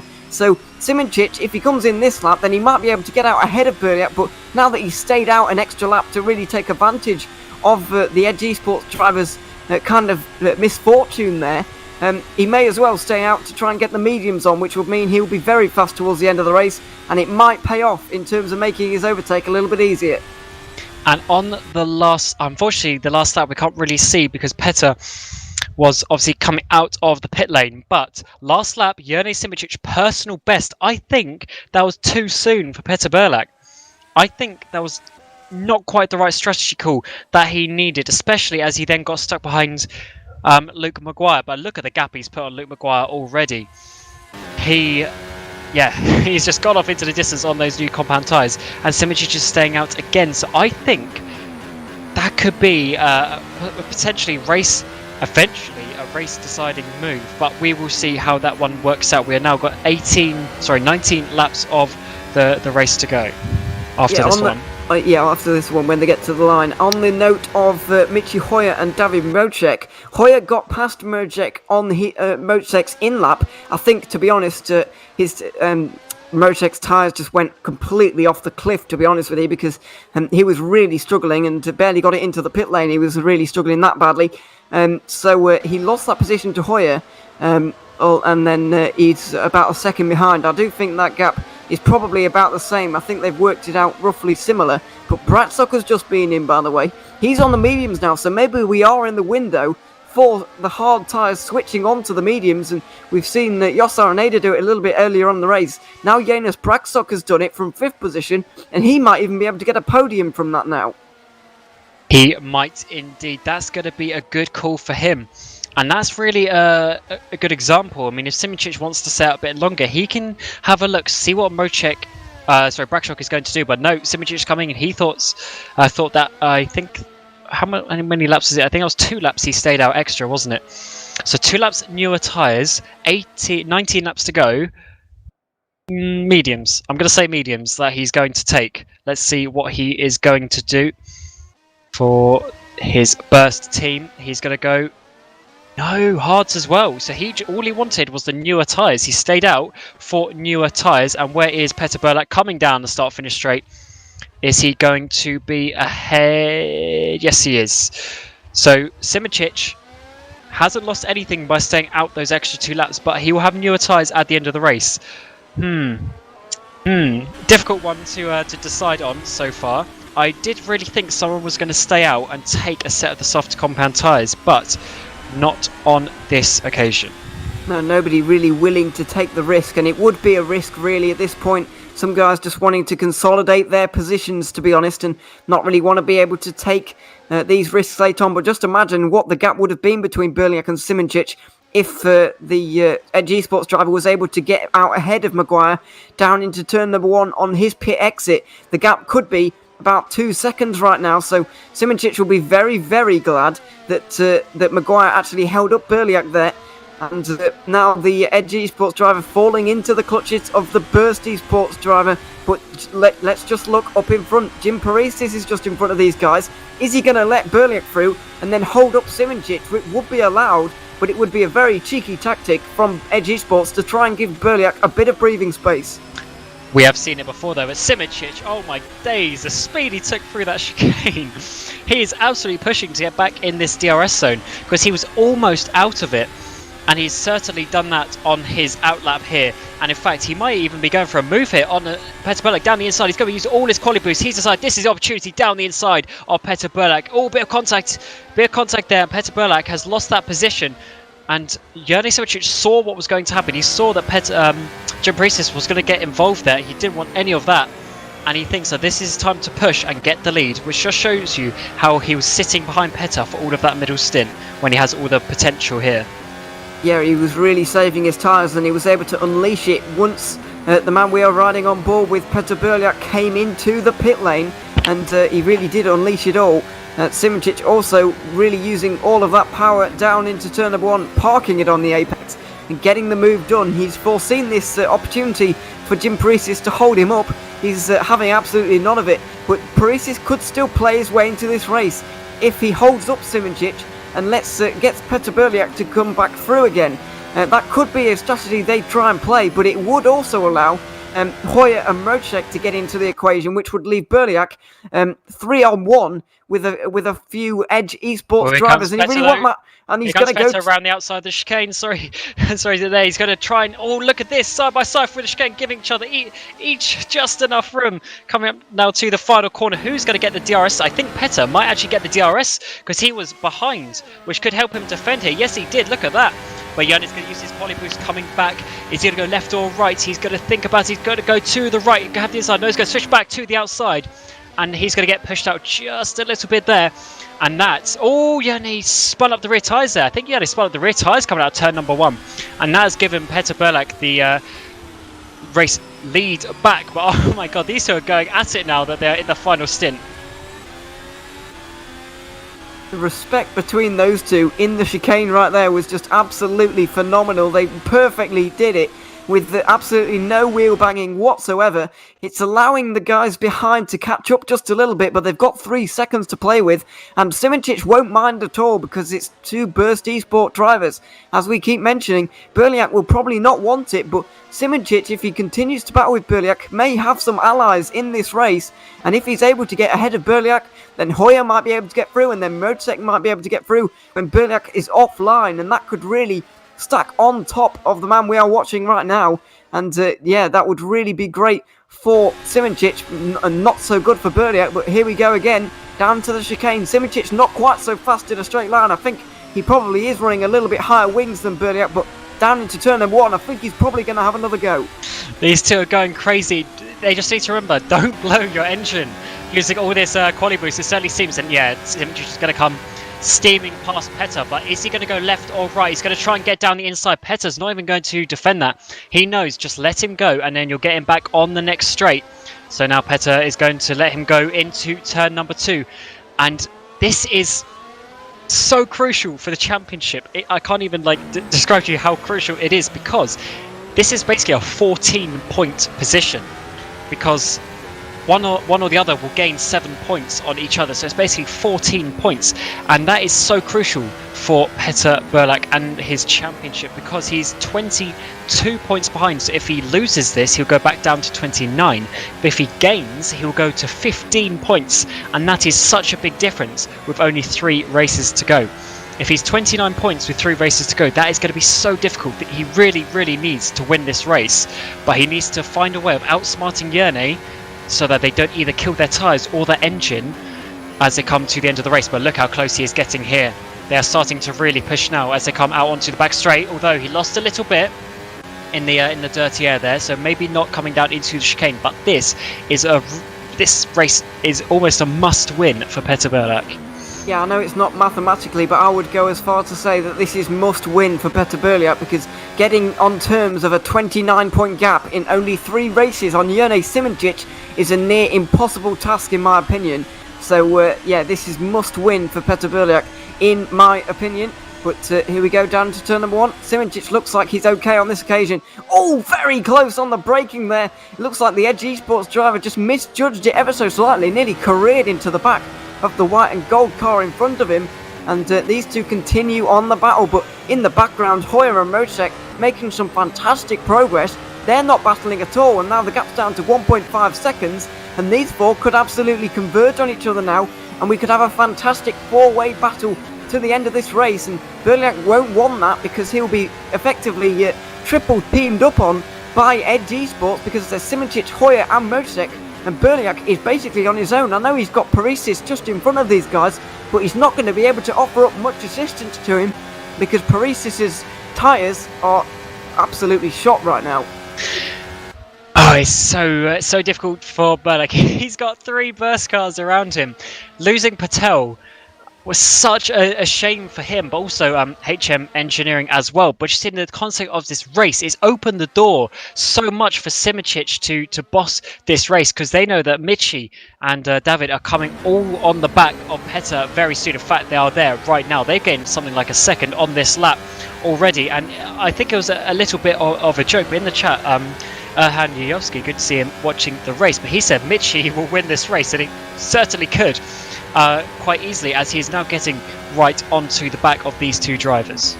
The problem that Hoya and Mosek will have here is that Berliak has got the DRS of Simoncic, and we've seen already, I know it was earlier in the race, and these guys are a lot more, or they want to overtake a lot more at this stage than they did back then, but it certainly looks like when the car in front of you's got DRS, it's almost verging on impossible to overtake that car. So Parisis is in, and now Berliak has absolutely no friends in the top 5 right now. He's got no one to help him. He's on his own fighting against 3 burst esports cars, and if he pulls this on, it will be a modern miracle, to be honest. I know he's a fantastic driver, but fighting off these 3 is going to be a very, very tall order. And this is the advantage that you get from having some competitive teammates, and I'm going to be really shocked if Petter can find a way of winning this race, because he is now going to have to defend from Michi Hoya, and they've got past that part of the stint where they're going to be using up all their boosts. They can't do that to the end of the race, so he's now going to have to sit behind and find whatever opportunity he can. But the good thing is, if he sits behind Yerne for the rest of the race, he can save a bit of fuel, maybe save his tyres, and then have an opportunity in the last sort of 5 laps or so. But what he cannot do is let Yerne get away right now. No, he can't, and he can't let Hoya get through either, because that would allow Yerne to get out in front. Yeah, currently watching Petter Berliak. It's kind of a ceasefire at the moment at the front of the field. I think Berliak's realised that Simoncic wants to lead right now, and he's going to let him just for a few moments, and then towards the final 10 laps of the race, he is going to attack. But with 12 laps to go, he's still got a lot of opportunities here, so we still can't discount the Croatian just yet. He's going to have many, many opportunities. Arguably, when they cross the line to start the next lap, he will have 24 opportunities from there, if you count the chicane and turn 1 as each an opportunity. And I think down into either of those corners, especially turn number 1, Berliak will be able to make the move. He's shown so far that he does have the pace, but speaking of pace, look at Simoncic right now, 9 tenths. He's really turning it on right now, and I don't think Berliak quite has an answer. Is he going to get DRS? No, he's not. He is not going to get DRS. He never got under 1 second, which means Simoncic, yeah, he doesn't have a DRS. So Simoncic is pulling away here, and this could be a race-defining moment for Petter Berliak, and potentially a championship-defining moment. He really needed to win this race, but it's not over. But it's such a difficult position for Petter, as he's on 2-lap older tyres as well. Yeah, absolutely. Those tyres are really going to go off towards the end of the race, whereas Simoncic is just going to be able to go absolutely hammer down for the rest of this race. He does not need to worry about those tyres at all, whereas Berliak might just have to keep it in mind as he's flying into these corners. He just might have to hold something back in the final few laps of this race, and they might go off. That is why I think he needs to get to the lead of the race ASAP, but at the moment he just does not have any of the answers to the questions being asked by Yerne Simoncic. 1.7 seconds. This is a gap that is opening very, very quickly indeed, and I don't think Berliak is really going to be able to do anything to really try and stop this gap going outwards. And that's I am still so surprised that he pit that early. I think it's given him a really difficult opportunity here. And even if he pushes all the way to the end of the race, he's now out of the DRS zone, and he's going to be under attack from Michi Hoya and David Mocek. And this could be such a despite even he might even still be able to get a podium here today, but it still could be such a bit of a sad race for him. But he has tried very hard indeed, and Simoncic is now getting away a tiny bit, but is still not out of the way. And while that has calmed down a little bit, we should also mention that Robin Panzar's got himself up into 7th place, and Dennis Jordan is still behind him, and also Carlos Martin. But just behind them, we've got now Jim Paresis overtaking Danny Van Der Neat for the final point, and Jim is on these soft compound tyres, as he has done so many times this season, and I wouldn't be surprised if he gets himself well up the points as we come into the final 10 laps of the race. Yeah, it's going to be difficult for him to make his way through this group, but he definitely looks very fast towards the end of this race, and as you can see just in front of you right now, there's 3 cars, and that is a lot of points. He's currently got 1, not quite in the bag, but it's certainly in his hand at the moment, but he could swap it out for a further 5 points and get himself 6 if he gets 7th place up there, currently being held by Robin Panzars, who's having a good race. He's not been having the best of seasons, but he's having a good race right now. And just in front is Dennis Jordan. Oh my goodness, I thought he was going to go for that, but that really would have been late. Not a conventional manoeuvre to be making, and I'm glad he didn't go for that down the inside, because that could have caused an accident. Here he goes around the outside. This will be spectacular at the hairpin. Very close to contact, but Dennis Jordan continues on in 9th position. However, I can't see him staying in that position for very much longer. Oh, they're taking this to the absolute limit, even for 9th position, and I think Dennis Jordan isn't really going to have an answer or an opportunity to defend, really, but holding him up any which way is obviously good, and that will mean that he can stay in that position for a bit longer. But I do think Jim Paresis is eventually going to get this position, but Dennis Jordan does have DRS to defend, which is always going to help him. But I do think Paresis can get ahead of these three drivers ahead of him, or as he looks into the final corner. And now coming out onto the start-finish straight, it's actually Dennis Jordan going to have a look at Carlos Martin instead. But I think Carlos Martin's using a bit of the quali boost to defend. And yeah, they're going to stay in the same position. Oh, Jim Paresis diving it down the inside of Dennis Jordan there.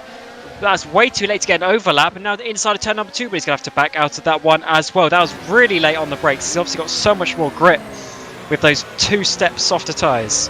Yeah, he's got so much grip, he doesn't even realise it right now. He's just braking at his normal pace, and he's being surprised by these guys who are on slightly older, hard tyres with the lack of their braking performance. But Paresis really needs to be more decisive in his moves here. He's going for very late, half-committed moves at unconventional corners. He went for a move down there at the final corner on Dennis Jordan. That's really not where you want to be overtaking. He just needs to wait for the home straight, and he can make it easily down the inside of turn number 1. So he just needs to be patient, make his moves in the right areas, and he'll make his way through this group in no time. But the way he's going at the moment, he's not going to be making the progress that he wants, because he's, as I said, he's making these really unconventional and half-committed moves that are not helping him at all. And it's going to be very difficult for him to make this work because of the DRS that is in play. But he does have the grip, he does have a quali boost as well. And he's looking into the final corner, but can he get the exit? Oh no, slid a little bit mid-corner. But look at this, he's actually got a bit of a speed advantage as he comes down into turn number 1. Dennis Jordan defending to the inside, but can Jim Paresis go all the way around the outside? Dennis is going to be a little bit held up by the Netrex as Jim Paresis keeps it on the inside, and now Dennis actually sort of let him go there a little bit on the inside of turn number 2. Is Dennis going to come back in turn number 3? Oh, he thought about it, but not quite. And that is a 1 position for Jim Paresis, but he's now got his old friend Carlos Martin and also Robin Panzar to get past as well. But yeah, it hasn't really worked out today for Dennis Jordan. He's quite a way off his teammate Alex Seaborn. We're going to see a replay. We saw a replay of Jos Araneda going for a bit of a spinneroo as well. Yeah, I thought his strategy was going to pay off for him a little bit earlier on, but unfortunately it doesn't look like it's going to glean any points for him down there in 15th at the moment, a long way off of the elusive 10th position. But Jim Paresis at the moment is very close to doubling his points tally if he can get past Carlos Martin now down this DRS kind of curved straight into the NGK chicane, but he's not going to go for it here. he's going to wait and do the sensible choice of not diving it down the inside where the move's not really on. He's going to wait for turn number 1, or is he going to go for it at the final corner? That's exactly what he did last time, and this might ruin his run down into turn number 1, although he's still got quite good overspeed here in the slipstream of Carlos Martin. Is he going to go for this on the brakes? It would be brave, but he's got the tyre grip there to really dive it in. There's a bit of contact, and he's kind of forced Martin a little bit off the road, but he's got no choice but to yield there. Has the Netrex driver, and now Martin is down into 9th. Jim Paresis has been promoted to 8th. Yeah, and that was right on the limit from Jim Paresis, but either way, he's made that move, and now Carlos Martin's going to have to defend from Dennis Jordan as well. But yeah, Jim Paresis, one more place to go, and he will be in 7th position, which is possibly the best he can do, as I think Alex Siebel is going to be a little bit too far up the road. But we are already on to lap 53 of 60, as this race has flown by, to be honest. And back at the front, Jene Simicic is leading the way now by over 2 seconds from Petter Burlek, but it hasn't really extended too much, so Petter might still have a bit of an opportunity at the end of the race. But going to be a little bit difficult from where they are now, as Jim Paresis is going to be on the DRS of Robin Panzer as they come up to the chicane. Is he going to get down the inside, or is he going to wait till turn number 1? No, he's going to go on the inside. Think about it. Actually, he's going to back out of it. Just making Robin think, and maybe getting him offline before we come into the final corner. And another opportunity for him. He gets good traction out of the final corner. He's right in the slipstream. Robin has nothing to defend, and he probably won't even make a defensive line, because there's no point, as Jim Paresis is going to be easily down the inside. And that is 7th place for Jim Paresis. He has got 7 seconds to Alex Siebel. It's a little bit of a hard task, but he is on those soft tyres, so he might be able to get 6th as well by the end. I don't think he is going to have quite enough laps for that one, I'm afraid, but he may well give that one a good go, and I'm sure he will do, trying to get that 6th position, of course, but 7th is going to please him, I am sure. That's not a bad drive from him at all, making the alternate strategy work, using those soft tyres right at the end there. But up the front of the field, currently watching Michi Hoya follow Petter Burliak around the course, and Simicic just raced out to that 2.2 second margin he's got right now, and then he kind of consolidated that. I'm not sure if he's just giving something back, or just holding something back indeed, or if he's kind of run out of tyres and he's kind of run out of fuel and stuff like that to burn. He's just kind of conserving things right now, because with 6 laps to go, if he just holds this 2.2 second gap, then he will be very pleased, and obviously that will be a tactical masterclass from him, really. He's played this race so well, being so patient through the middle of the race while he's been following Burliak, and now when he needed to make the move, he made it in one fell swoop, and when he needed to extend the margin, he had more than enough pace to do so. Yes, such a shame we didn't get to see what Mohammed Patel could do. We've got obviously no idea what he was going to do with his second pistol, where that could have put him in play with these guys as well. Bit of a shame indeed, but that is sim racing. That is what happens sometimes. Patel obviously dropped from the race a little while ago, and along with him dropping from the race was Matthias Kalman, Luis Felipe Capamadjan, and also Craig Baxter, who we've lost from the race. So still 18 drivers in this race out of the 22 who took to the field.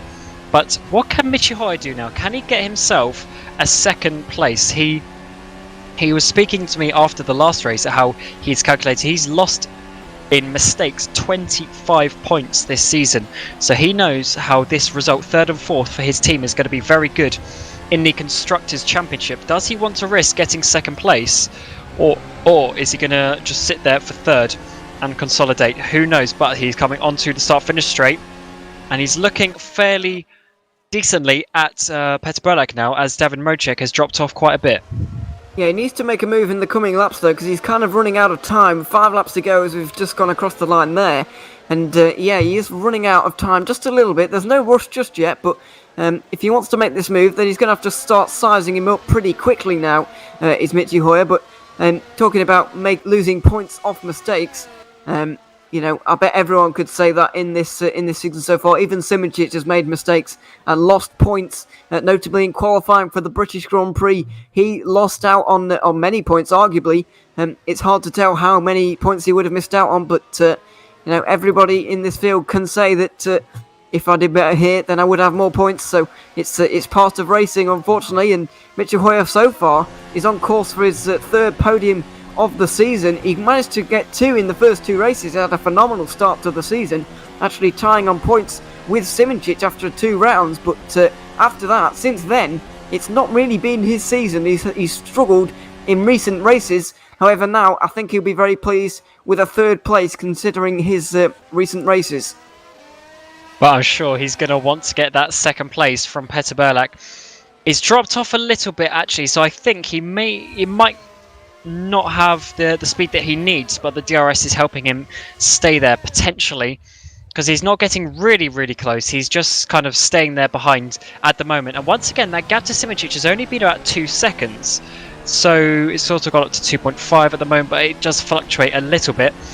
So I do wonder what is happening with that, and if Simoncic has just got 2 seconds and he's leaving it there, or if Petter is actually does really have the speed of Simoncic, but just lost out a bit in that battle. Yeah, just a little bit really. The gap for the lead at the moment, 2.2 seconds between Burlak and Simoncic. It looks like the British Esport driver has this race just under a little bit of control at the moment. Burlak has not really been able to make any inroads, and if he's going to need, he's going to need to in the next lap or 2 laps, because but with older tyres, he's really going to struggle to do so.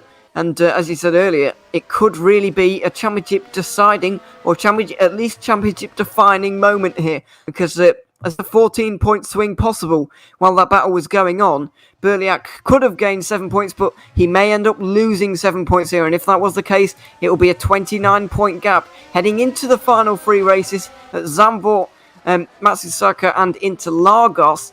It's going to be very, very difficult for Burlak to gain an average of 10 points each race, which is a very tall order on someone like Jone Simoncic.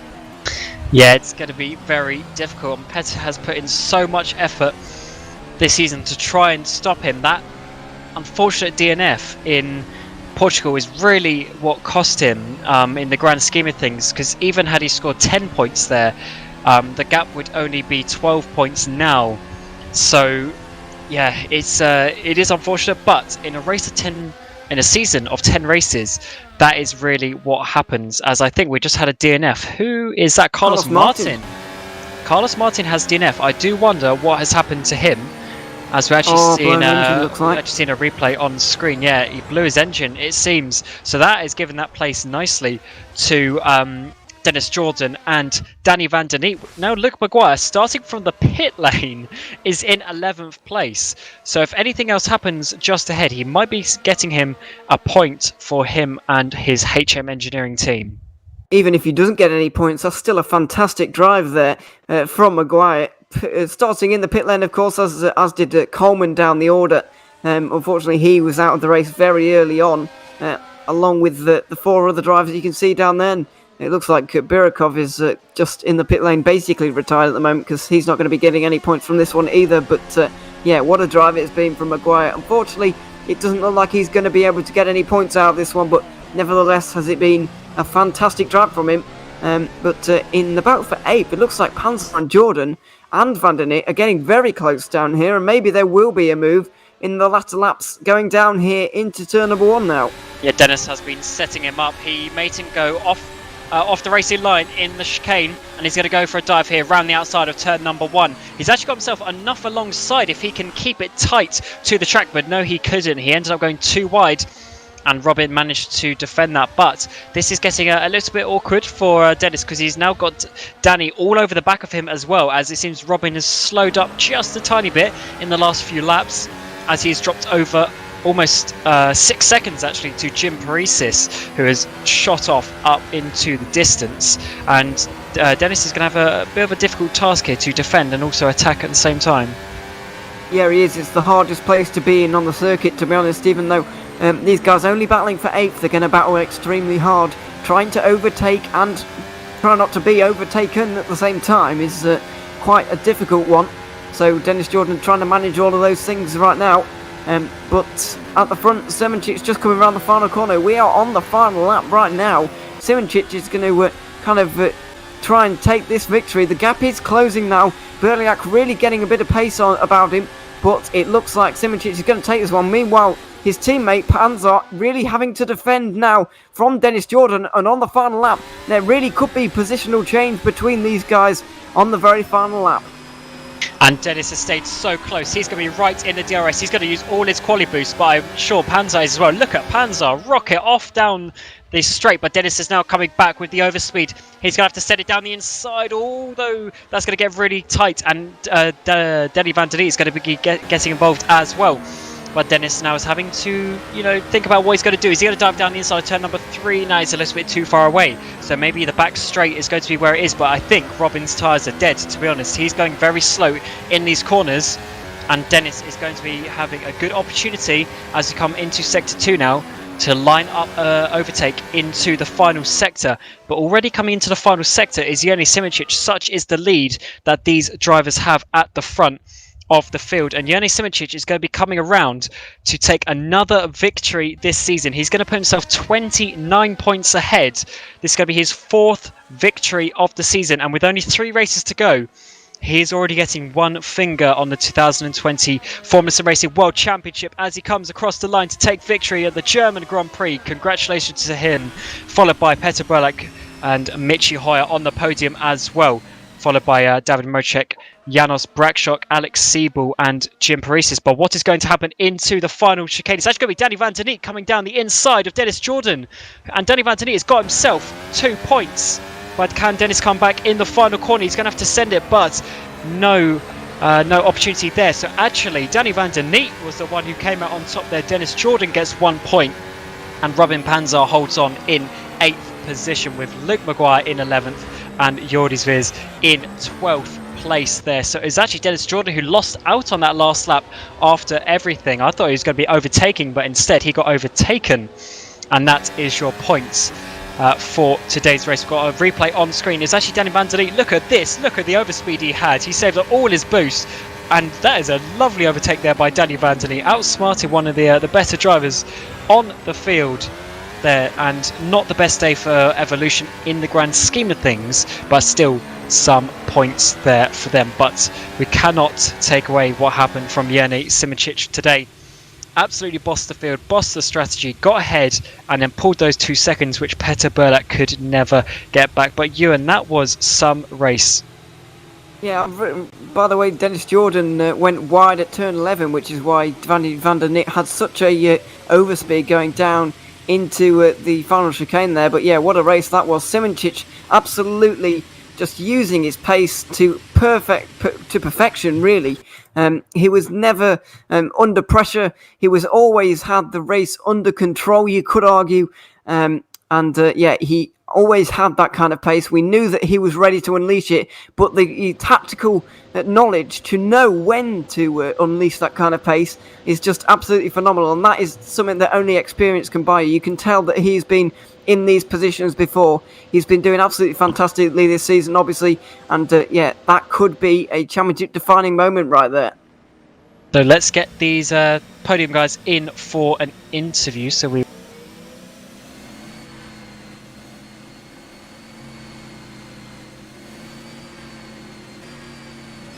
Then we'll drag them in for some interviews.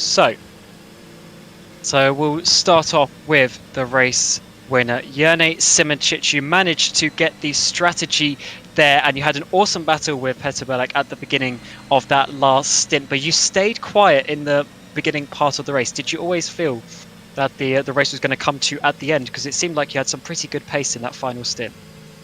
Yeah, it was everything was part of a plan, so no. Joking. Actually, if I just told in the team chat after the finish line, if one single thing would go slightly worse, then I would not be P1 now.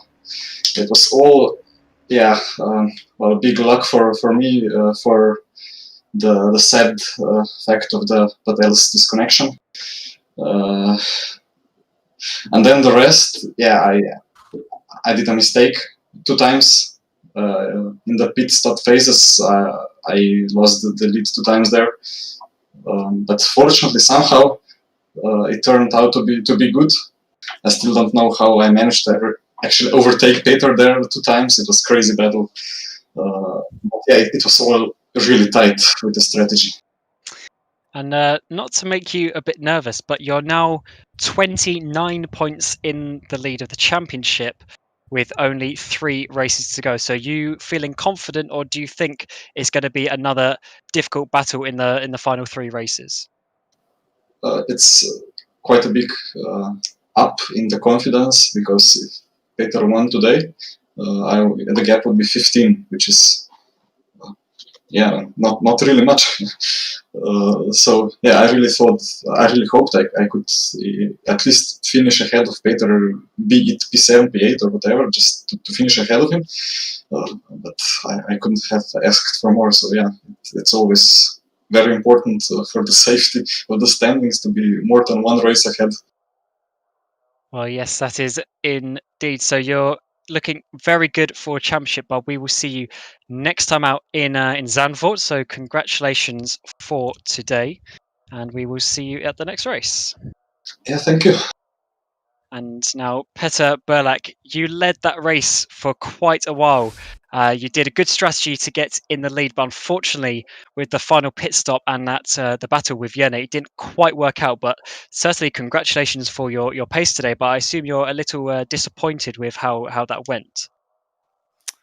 Yeah.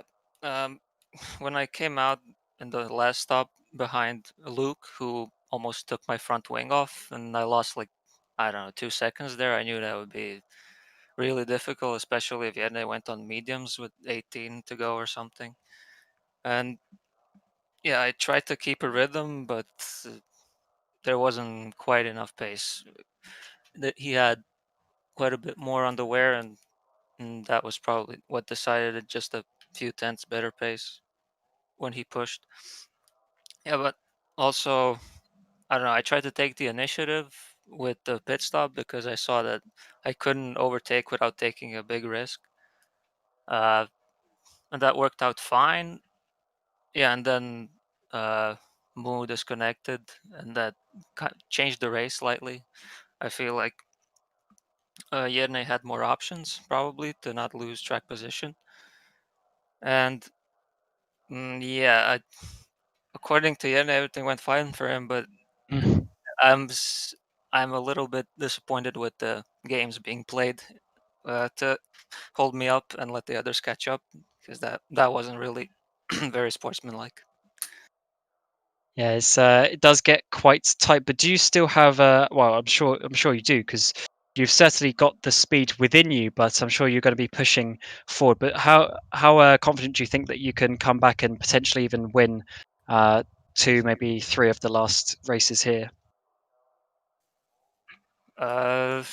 Well, I gotta give it a shot. It's not a huge gap, but let's say if the next race doesn't go great, then it's gonna be really hard, almost impossible. But I have to give it a shot since I'm here where I am.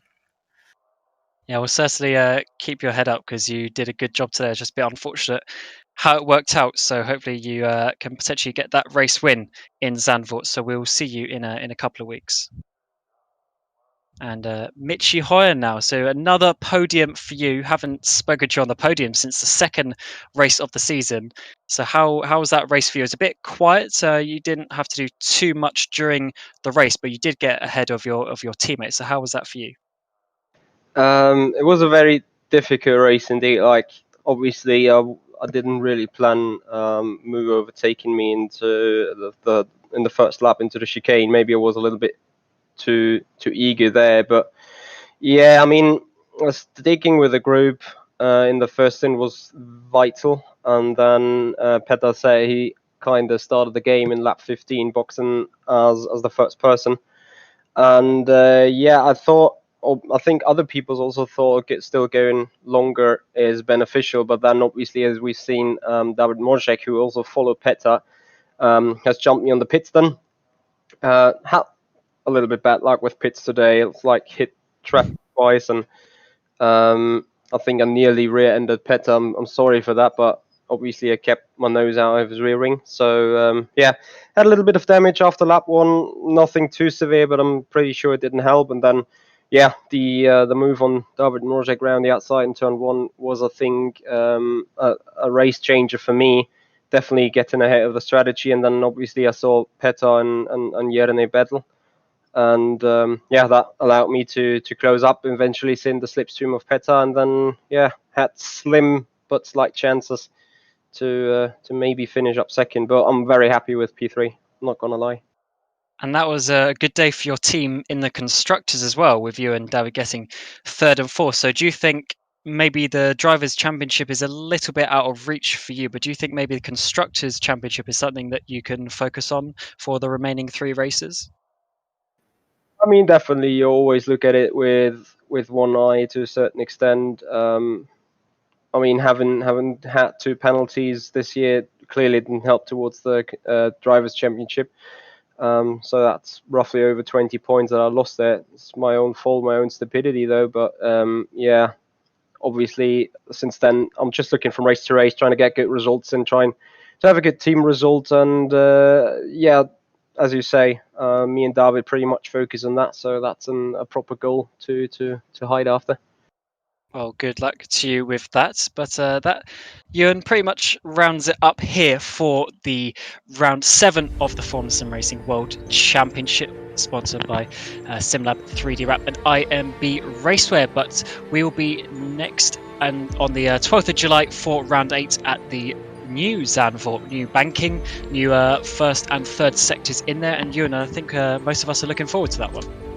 Yeah, definitely, it's getting towards the kind of crunch time in terms of the championship, and certainly the 2 races I've been here for have been absolutely fantastic. So yeah, I'm thoroughly looking forward to the Dutch Grand Prix in 3 weeks. Whether I'll be here or not, it doesn't really matter because I'll be watching it either way.